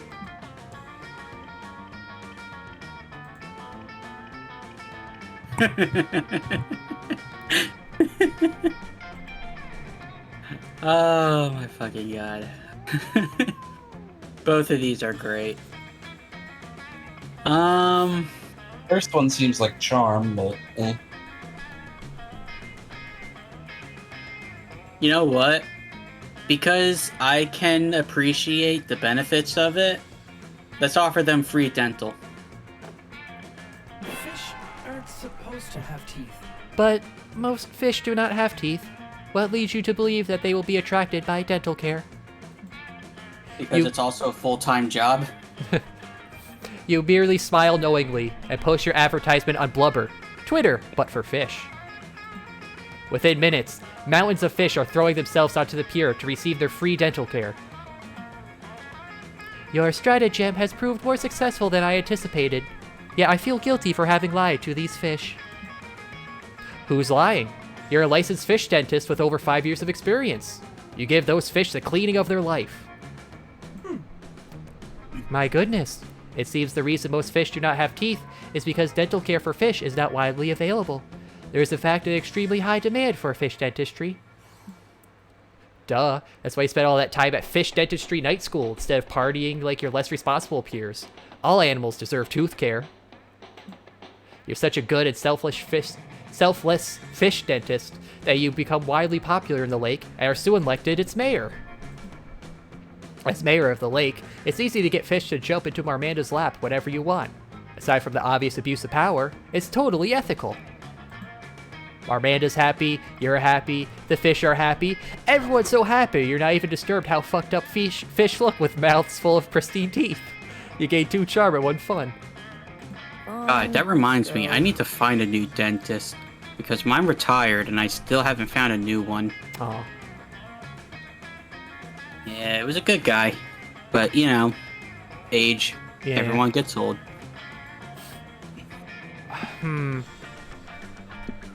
I guess I'll go to the manor. No. Yes. That day you find a mirror in the haunted manor, but instead of showing your reflection, it shows you an exaggerated evil version of yourself. Evil you says, "You will never surmount your insecurities. Look how perfect I am, and look at how flawed you are. Nobody will ever love you." Counterpoint. Many of your perceived flaws are totally fabricated by greedy companies looking to make a profit by promising to fix things you literally can't control. As soon as you say that, evil you shrieks bloody murder and disappears. Nice! You gain 2 boldness because you're amazing just the way you are. Veronica has drafted you and Scott into her party. She's got an important side quest to complete that has to do with all the ghosts hanging around at the manor. A ghost approaches the 3 of you and speaks eerily. "Please, young heroes, accept my quest. I have roamed for centuries.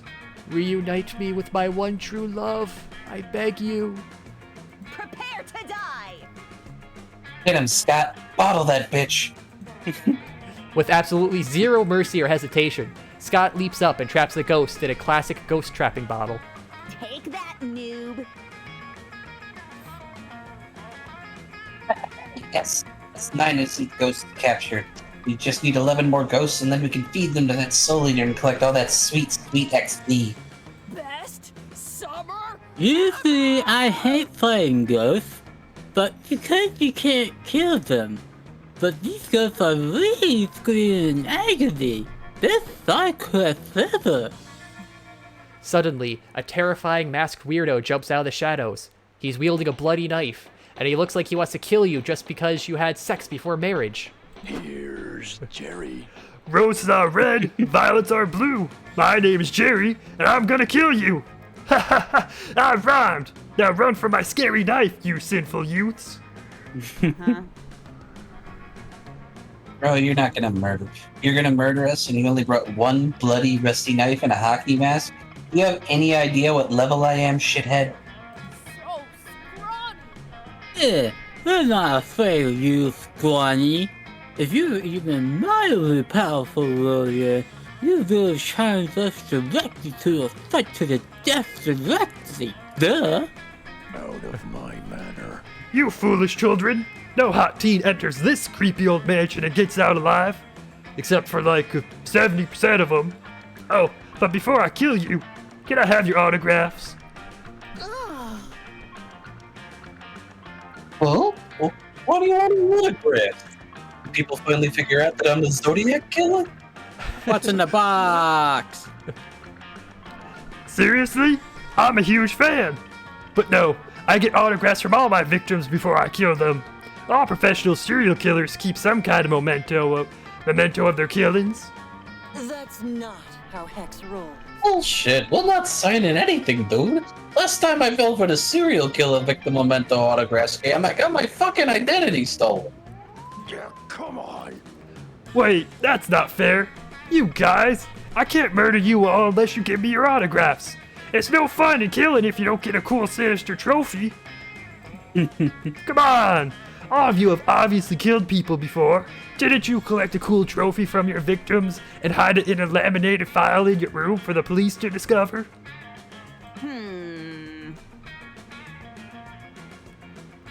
Not really. Although to be fair, I always do my enemies' corpses. I guess collecting XP for every time is kind of a trophy. Sometimes, when I have to defeat a powerful rival in battle, I'll use the body as a bludgeoning weapon to kill their closest friends. Does that count? I've never collected stuff from corpses, but I would send these hilarious letters to the press, telling the cops to get good, and these, like, unsolvable regrets. Oh, this seems like an opportunity for you to get in some bragging. Impress your friends and the serial killer with the super cool trophy you collect from all your victims. Let's see, happy memories or teeth friendship bracelets.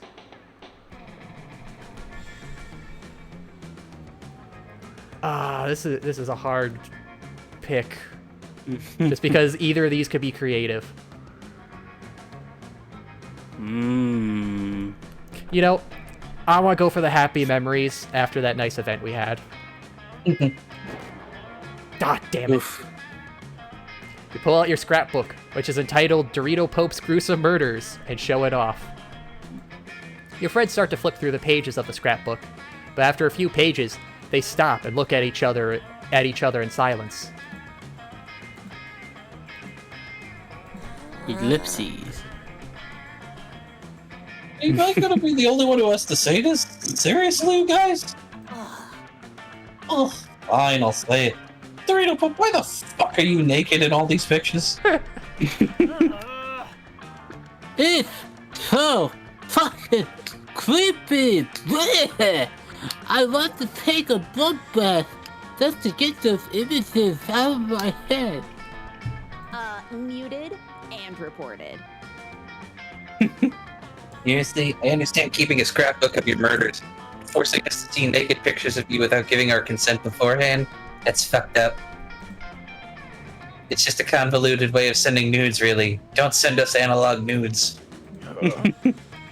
Honestly, I'm glad that someone finally mentioned how this is not okay. Did anyone else notice that Dorito Pope has been totally bottomless for the last half hour? Yes, I was worried it might be a new little thing, and I wanted to be respectful and not mention it. But after seeing this scrapbook, it seems clear that the Dorito Pope is a big pervert freak. Snitches get stitches. Not cool, Dorito Pope. Not cool. Ah, shit. You could try to explain that you occasionally break out an extremely itchy butt rash and you have to be naked to let it air out. But that's almost more embarrassing than just coming off as a pervert. Bummer. You lose 2 boldness and 1 smarts. Trade places. Everyone choose a food. Again? Quesadilla.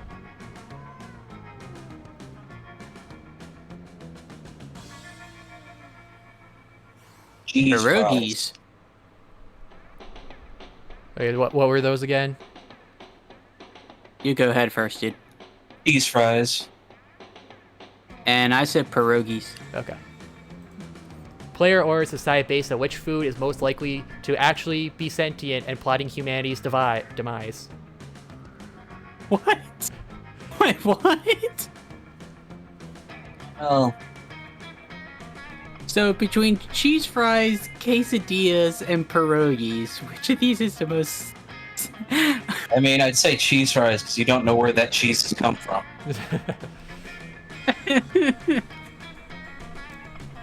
Remind me what pierogies are again. Are they like those raviolis with potatoes instead?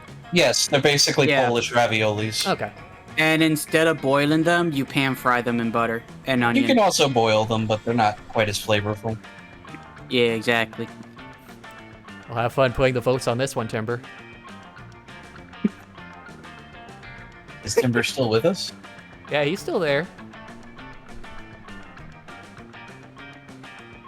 Timber? Hinkle? Okay, I guess he's dead. Honestly, I would put my vote in just to random it. I mean, if you want a random seems fine. Alright, it is the last one anyways. Yay!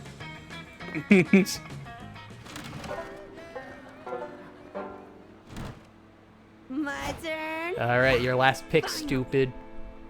Let's go. Fun. You want to go swimming, but it seems like the god of the lake is in a bit of a mood today. It demands an offering before you can get in the water. The only thing you have to give is your favorite yo-yo, which you were playing with on the way here. The god of the lake accepts your humble gift, and is actually kind of relieved you didn't leave something boring like a dead fish or the soul of a mortal. So in addition to getting access to the lake, the god blesses you with 2 fun. Yay! You're about to fight a bee that insulted your honor. You're ready your first strike when Poppy grabs you and pulls you aside. What a joy to see you. Oh, no costume. Oh boy. Got a minute? I want to show you something. Also, I'm pretty sure you'll die if you fight that beehive. You hesitate for a moment, but your feelings for Poppy overtake your hatred for the bee that implied you were too dumb to even sting. I just wanted to show you this little clearing I found. Turns out, it's the perfect place to watch the sunset. The view's flawless, and more importantly, no one else knows about this spot. Swear to me that you won't tell anyone about it. I need a break. It's not that I don't love our other friends, but sometimes I just need a quiet place where I can think and read and not have shenanigans or whimsical tomfoolery. You sit down with Poppy to watch the sunset together. You blush, thinking about how she shared this secret with you. Poppy leans on your shoulder. You double blush. Listen, stupid. There's something I want you to know. I think I have feelings for you. The sun is setting. Poppy is blushing. You ate enough fiber for breakfast. The mood is right. You lean in for a kiss. When Poppy stops you. Oh, friend zoned. Whoa there, Stallion. I'm tempted, but just because we like each other doesn't mean we should be a thing. There are more important things than our feelings. Really? Like how our love story will affect the Coven's story arc for this season. As the protagonist, I have certain responsibilities. I know you know this, but critics can interpret this kind of love arc as a filler. Even the most moving love stories can be written off as excuses to attract a bigger audience. And don't get me wrong, I'm not trying to please the critics, it's our adventure. But I can't help but think about it a little. Let's say we end up having a love arc together. What would make it interesting? What's the hook? Huh. You've been so busy chasing after love interests all summer, you never reflected on how good of a love interest you'd be yourself. Any ideas, stupid? Or can we get the audience to see the way that I do?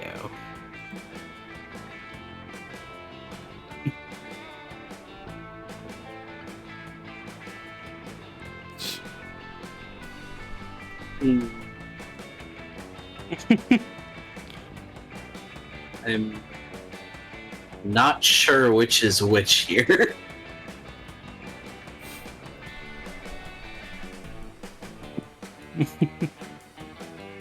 Yeah, this isn't very straightforward, cut and dry. I gotta think about this for a moment. It's like I see summon, so I think smart, but it's a love triangle, which could be charm. And then the other thing or is... bold. Yeah. Yeah, it's, Huh.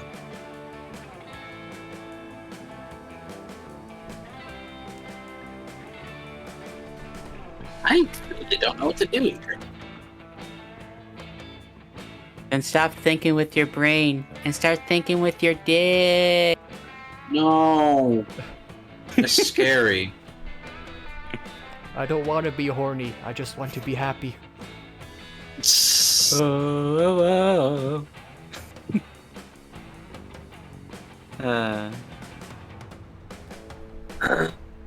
These are both really interesting, but I'm trying to figure out which one's creativity so I can avoid it.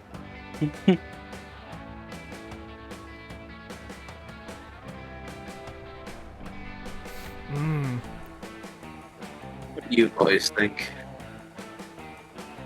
I'm still stuck on summon. I feel smart, and maybe convinced would be charm. But then again, last time I said that it turned out to be wrong. Gern? I mean, why are you asking me? I'm the one who willingly drank poison. I mean, you still might have some... like one brain cell left in there.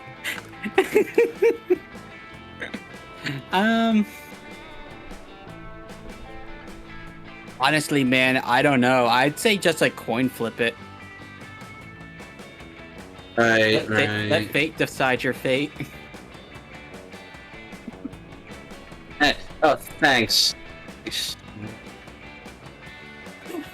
What is it? What? I'm just torn here. Fuck it, let's summon another version. Hey, you lucked out. You've been practicing your spellcasting all summer to impress Poppy, and your moment has finally come. You chant a summoning spell in your sexiest ancient Latin. As soon as you finish the incantation, the sky is clouded by a thick black fog. A bolt of onyx black lightning pierces the ground in front of you. And as the smoke clears, there she is. You, from a different timeline. A darker timeline. Impressive. Damn. You can summon interdimensionally? Since when? Shit. I've gotta go get my spell book and write that one rune. Fuck! Shit. I've gotta go get my spell book and write that rune. Poppy leaves, and you're alone with you. Alternate dimension Stupid looks just like you, except edgier, with a long scar across her face. Stay back! Who are you? Why do you look like a punk-ass version of me? Are you a servant of Zagord? Speak, demon! Oh, callback. You calmly explain to alternate dimension Stupid that you summoned her to your dimension for an important mission of love. You summoned me? You fool! Do you have any idea what you've done? My world has been threatened to the point of extinction by the demon horror Zagord. Only a precious few had survived in the face of this apocalypse. I was chosen for the final effort to free our world from the demon's wrath. It is my mission to deliver the crystal of fate into the demon's heart. Without me, all hope is lost. Uh-oh. This is a little awkward. You inform alternate dimension Stupid that you have only learned how to summon people. You have no idea how to send her back. This news makes my very soul ache. But you used such a powerful spell to summon me. Surely, this dimension must be under an even greater distress than mine. To tell me, punk-ass Stupid, for what reason did you yank me from my family?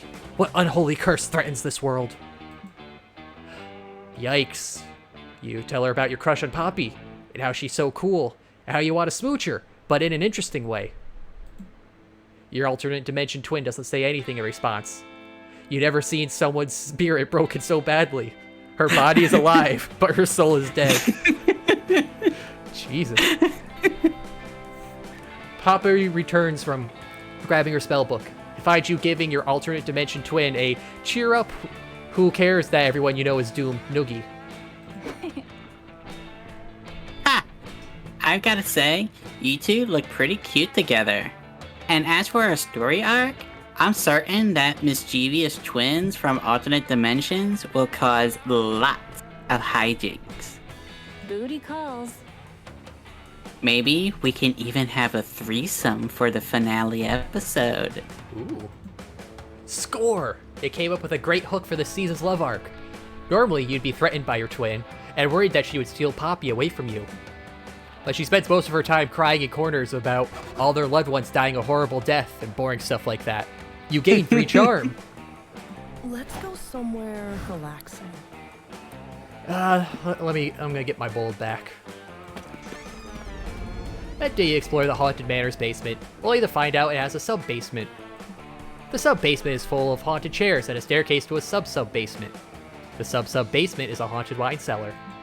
The sub-sub-sub-basement is a haunted nightclub for ghosts who don't like wine. They serve haunted spirits! Ha! The sub-basement to the 10th power is a subway. You eat a foot-long Reuben and continue your travels. You eventually check a walkthrough and find out the Haunted Manor can spawn an infinite amount of sub-basements. You only make it as far as the 89th level, which is a Dom sub-leather room. You gain 2 boldness from the horrors you witness there. You spent the last few hours leaving behind your normal youthful love adventures for some literal adventures with Veronica. You've reached level 69 of a local mine. Nice. Fought your way through countless insignificant and poorly animated mini-bosses, and are finally facing the big boss, Dungeon Jesus. A wild Arabi appeared.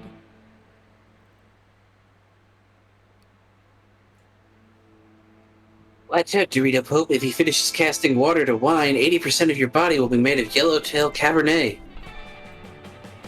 You don't tell her that's a typical Friday night for you, and instead use your slingshot of poor taste +2 to send 3 bolts of piercing straight into Dungeon Jesus. Yeah. You did it. You really did it. He's defeated forever, or possibly just for 3 days. Either way, it looks like there's some kick-ass sandals in the loot bag he dropped. Veronica hits you with a crisp low 5, after which your hands seem to linger for just a fraction of a second too long. Veronica blushes. Suddenly, a pleasant chime noise fills the air, and glowing text appears above both of your heads. You look up to see glowing text above you. Huh? What's that symbol mean? What's happening?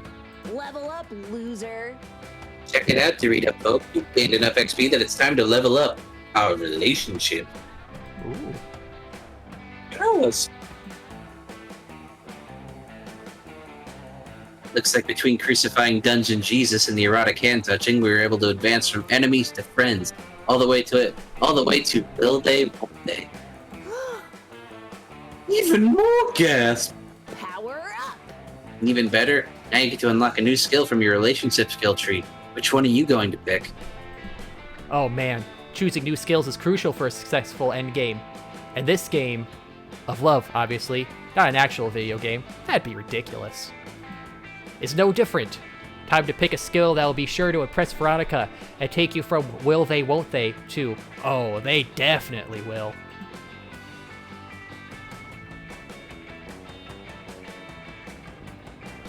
I want to pick the double jump, but I feel like no, I got. We got. If you want to pick double jump, yeah, jump. we're going for the double jump. You gotta get the double jump. Whoa, you carried this one. Huh? I would have expected that to be creativity. Nice, Dorito Pope. See, this is why I enjoy hanging out with you. A lesser person would choose some cheesy romantic option, but you get it. True adventurers know there's nothing on Earth, no metal, no weapon, no love, no hate, more powerful than the double jump. Yeah. Life is a Metroidvania, and I knew you were someone I could explore it with. And there's probably a shirt out there with that on it, too. Go to Hot Topic and get that. With double jump unlocked, we can kinds of cool new zones within our relationship. Ooh, yeah. Ooh, like taking a cooking class together, or sharing a Netflix account casually, or maybe not so casually. Also, you may have noticed I'm not super tall. She is very short. So knowing someone with double jump might help me reach things. Well, now someone has to get double jumping Pirate Quest. I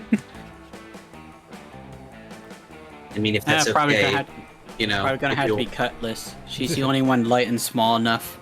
If you want to, whatever, I don't care. tell Veronica that of course you will reach anything she wants. There's no zone in your relationship or in shelf height that you're not happy to explore with her. You test your skills by getting to the legendary bagel way up there in a spot that makes sense for a current location? Nice. Thanks. The three of you spend the rest of your day adventuring with your double jump.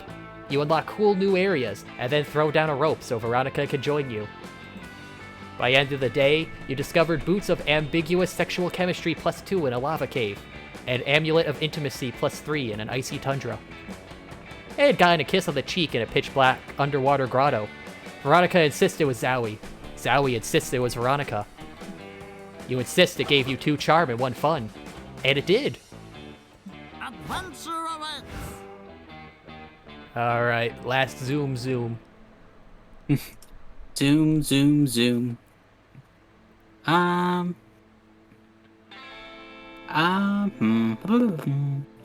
How about we go for HQ? Huh.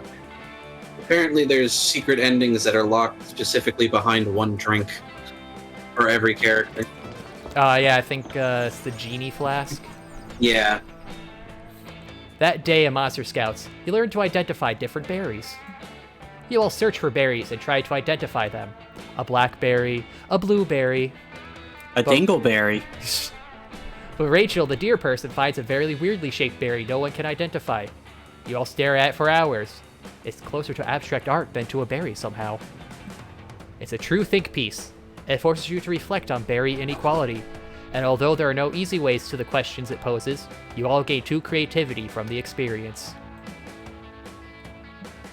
You've been spending a lot of time with Marmanda lately, so when he asks you if you want to meet up for some standard organic activities, you're thrilled. It's his most romantic invitation yet. Greetings, fellow organic life Greetings, forms. friend Zumi. Thank you so much for joining me for these activities. I am 98.46% certain you will enjoy them. First, I propose that we watch several hours of horny anime while online comparison shopping for vacuum cleaners. After that, we can track down some of our campmates and shamelessly attempt to integrate ourselves to them with wacky hijinks. Success!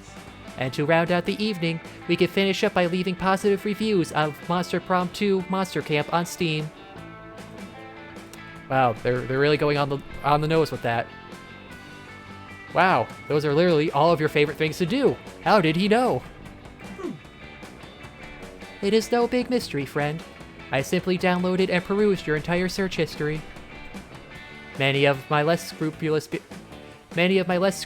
brethren use this technique for marketing purposes, but I have chosen to use my power for good by algorithmically identifying all your favorite activities. Speaking of which, I wanted to do the cake thing as well, but I have trouble finding a large enough horse. Wow, that's super creepy, but like in a totally cute way that you absolutely love. Armanda leads you around for the rest of the afternoon, and each activity he suggests is even more enjoyable than the last. It seems like reducing a complex person down to a constellation of online data is not only possible, but also super fun and deeply unethical. 2 of your favorite things! That night, though, as you lie in your tent reminiscing about the day's adventures, a thought occurs to you. If Armanda is reading your entire search history, that gives you a great way to low-key signal your attraction to him. You leap out of bed, energized by your new idea. It's time to go online for romance reasons. But what combination of searches will unlock Marmanda's cold metal heart? The answer might surprise you.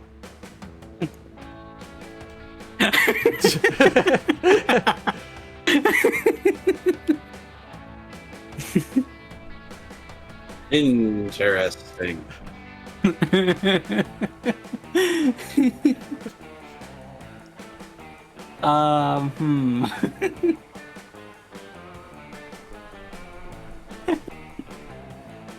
God.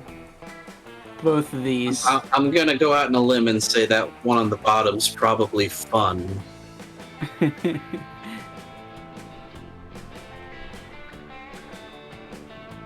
I'm gonna... Top one's charm? I don't know, it seems like charm, but I might be wrong. I feel like you're balanced enough that it won't matter. Yeah. 9/11, 9/11. It's You a know sign. what? It's saying pick robot porn. You know what? Yeah. Robot porn. Robot porn. Yes, truly, we're being the most subtle. Hey, you called it. Hell yeah! Finally, an excuse to really dig into the wealth of robot porn the internet has to offer. You start with some pretty standard human on robot fare, but the robot is clearly just a guy wrapped in tinfoil. You need the real shit. 12 hours later, you're on the dark web trading Bitcoin for MP4s. Your mind is awash in images of thick girders and lubricated pistons. You never knew printer servos were so versatile, or so girthy. You could have gone your whole life without knowing. But this is for Marmanda. You press on. By morning, you're pretty sure you've seen every possible probe/orifice combination and learned how to say, "Yes, Daddy," in hexadecimal. You're utterly exhausted. Maybe people watch robot porn. We don't know. Frankly, we don't want to know. These are fucking machines. But you're also filled with determination. You leave your tent to go find Cal and see what effect your search history has had. You find him hovering anxiously right outside your tent. Hello, Zumi. Since I knew exactly where you sleep, I thought this would be a good place to find you. I have reviewed your search history from the night prior, and, well, my reaction has been somewhat complex. Eggplant. On the one hand, I'm quite flattered to know how deeply attracted you are to individuals of the robotic persuasion. On the other hand, I am not sure I am quite as sexually adventurous as the robots in those videos. I don't even have most of those ports. Would it be alright if we took it slow for a while? I like you very much. I simply need more time to process things. Aw. Oh, thank God. You're pretty sure your body would survive half the maneuvers you just witnessed. You take Cal by his cold metal hand and head off to pick flowers in the forest. Cal won't let you actually pluck the flowers, because it would be too cruel. But he does make a list of his favorite ones and emails it to you as a digital bouquet. You gain 2 fun and 1 smarts. Aw. Aw. Those are really nice events at the end. Alright, stupid. Who are you picking? I think I'll go. Going solo? Yeah, I'll go solo. Yeah, I don't think I have the stats for choice, so better to not fuck myself over. Get an umbrella. It's gonna be stormy. Oh, hey. Alright, and I will go Aravi. Hopefully she doesn't need smarts. What could go wrong? Everything. And Zumi. I'll go with Calculester. Ooh. Let's Say ooh. You did. You didn't ask Oh, anyone great. to... Now I don't want to go. You didn't ask anyone to be your summer honey. You're a strong, independent monster who don't need no significant other. And of course, that can be true. But did you forget that this was a dating simulator? Shooting your shot with someone is like the whole point of the game. If you didn't want to date in the video game, why didn't you play a flight simulator or going alone to see a meteor shower simulator? Aim, you're being awfully judgmental. You couldn't even enjoy the beautiful night. All you could think about is how you threw away your one shot at love.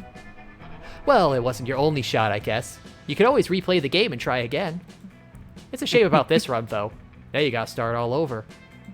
See you on the camp bus, loser. Hey. You finally gather the courage and ask your beloved to watch the meteor shower with you.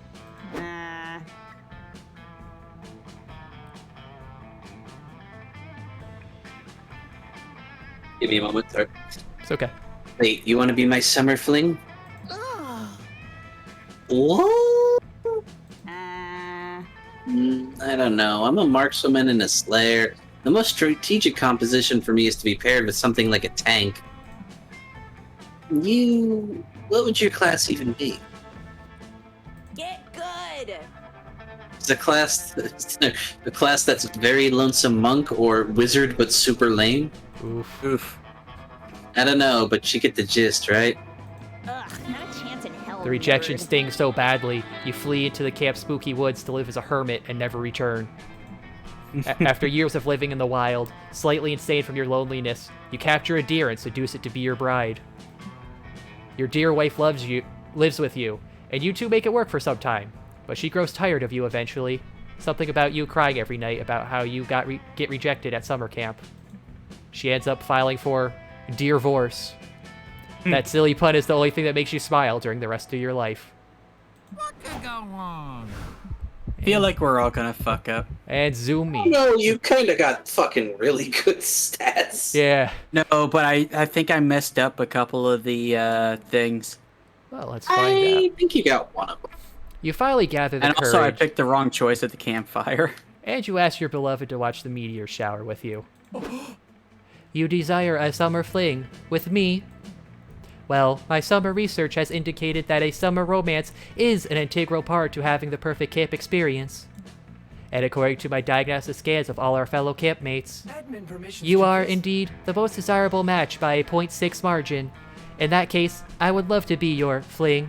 You have the password to my heart. The last day of camp was wonderful. You helped Cal improve his ant farm, and he helped you make one of your own so you could be ant farm buddies. You decided to merge your ant farms in a show of good faith amongst your divided properties. Then you calculated the various densities and soil enrichment coefficients to maximize your conjoined farm's productivity. You made lots of charts while the meteors rained down. Your date was as romantic as it was mathematical. I feel like this is fitting. The Zoomy getting it with the computer so he can play fork knife. The guy who drank literal poison just gets an easy coast at the end as the only winner. Well, we got some new stuff. Yeah, and we got a bunch of memories. Yeah. Yep. Hopefully that'll be enough for the pack. Is the pack on sale or? It's basically implied it's got to come out on the summer sale. Before we knew it, those weeks were gone. It felt like a hot minute, and it felt like an entire lifetime. That night, as we saw summer coming to an end, we all wondered what would come next for us. It felt like the end of something big. Little did we know, life still had many wonders and misadventures in store for us. Now I'm older, and I can see it, how those years became the foundation of the mythology of our lives. Broken hearts turned tragedies sung for centuries, wild nights became epics treasured forever. Every kiss and every laugh, it was now a constellation we'll always find while gazing into the starry night, no matter how many years go by. Even today, I can still close my eyes and I'm there. On that last summer night. Feeling like I was just starting to live life. With all my friends around that campfire. So young and unafraid. And so ready to start. That was fun. Yeah. I also still really wish we could just have an instrumental of this. Thanks for playing Monster Camp. What did you like the most about it? Oh, this is some new extra scenes, I think. Hey, it's a fish with dentals. Nice.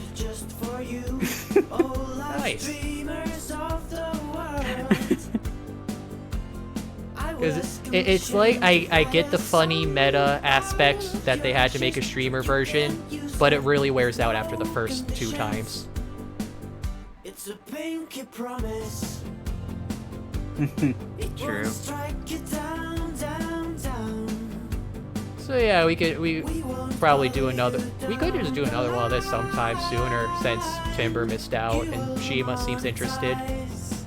Yeah. Also, I knew that was fucking Takahata. Oh, for which one? The coach. Ah. Also, I didn't realize they had Ego Raptor doing Scott. Yeah. It's really obvious when you do the Cole ending in Monster Prom and the credits just become a rap that he sings. Ah. Oh, the Badger with steering. Yeah, I think they got basically all the Game Grumps to do a voice in Prom, at the very least. I actually do like watching the credits now, because it's like some of the events are appearing in credits now. Yeah, it's nice that they like actually the stick with the Badger and the gun. It's nice. And there's Jerry. There's the band thing I fucked up. There's some ghosts. Although I just like in general, it's all nice and animated. You won't get a strike. Playing Monster Camp. You'll be just fine. So now that we're here, my A cup of bees. I gotta wonder if that's one now. Possibly. Oh, hey, that's the one I had. Please buy it, Dolly and Diamond have me looked up writing songs for Pentagram and they won't let me go until we sell 1 million copies. Streaming Monster Camp. You won't get a strike. Playing Monster Camp. God damn it. You won't get a strike. To the streamer version of the credit song. And remember, streaming Monster Camp. You'll be just fine. Would have been so much easier if they could have just got the band and not be credits. Yeah. Community Punch. Community Punch. And that's it. What else is in the shop right now? Hey, new Meta stuff. Shop? Yeah. I forget if they sell other drinks in there. Hello, I didn't know you were coming here. We have the manual, which we don't need. There's where you can just straight up pick the drinks you want. And a fridge that you can play as. I was really hoping this would be cheap so I could get it because they announced that Xbox fridge today. And that would have been fun to I mean, you could just always grind out a couple off screen. Yeah, but that's not fun because I like playing with all you guys. Well, no, see, what you do is you just dick around and don't take it serious. Pick everything wrong. I mean, I just do that normally. Yeah, same. Usually. Let's see. Okay, so Calculus Stranding is the first one, so that's nice. Yeah, we finally unlocked him. Backgrounds. Oh, this is all these Oh, ones. the wholesome shit. Yeah, and there's the artist. Obviously, there's one for the other if I didn't get Scott involved. Yeah, Probably. a big Disney show-off characters. Oh, I guess we've. I think we've never had him. Oh, yeah. like the box. Yeah, and Hex. And more new characters. Oh, Scott. Oh yeah, all right, yeah, the CP And Ulysses. CP Ulysses. Oh yeah, Jelly Scott. Scott with hat. And then drinks. So the margarita was new. Huh. And the Joe Crow was new. And that was it. Wait, did we get the phobia one then? Well, yeah. Oh, yep, there they are. So Yeah, I think it's boldness for those. yeah, bold plan. And love potion. Yeah. Poison. So it seems Straight up like poison. we've gotten every drink boost except for wherever fun is. So we should be on the lookout for wherever looks fun. Then items, lipstick, the wood carving machete, pasta, the pool Pool toy. toy. And that's it. And special stuff. Oh. The adorable antagonists.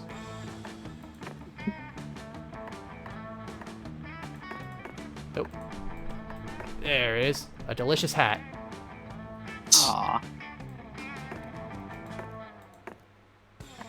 And Hex in the house. Oh, so I guess Flodge is just all special stuff. And weird here. And huh. Alright. Said new stuff, but there wasn't anything new. Alright. I forgot about the bucket of water. We got almost half the events so far. So far. Yay! Yeah, so We're far. not even. We don't even. I think we're like don't even have a tenth of the outcomes. Yeah, look at that. That's.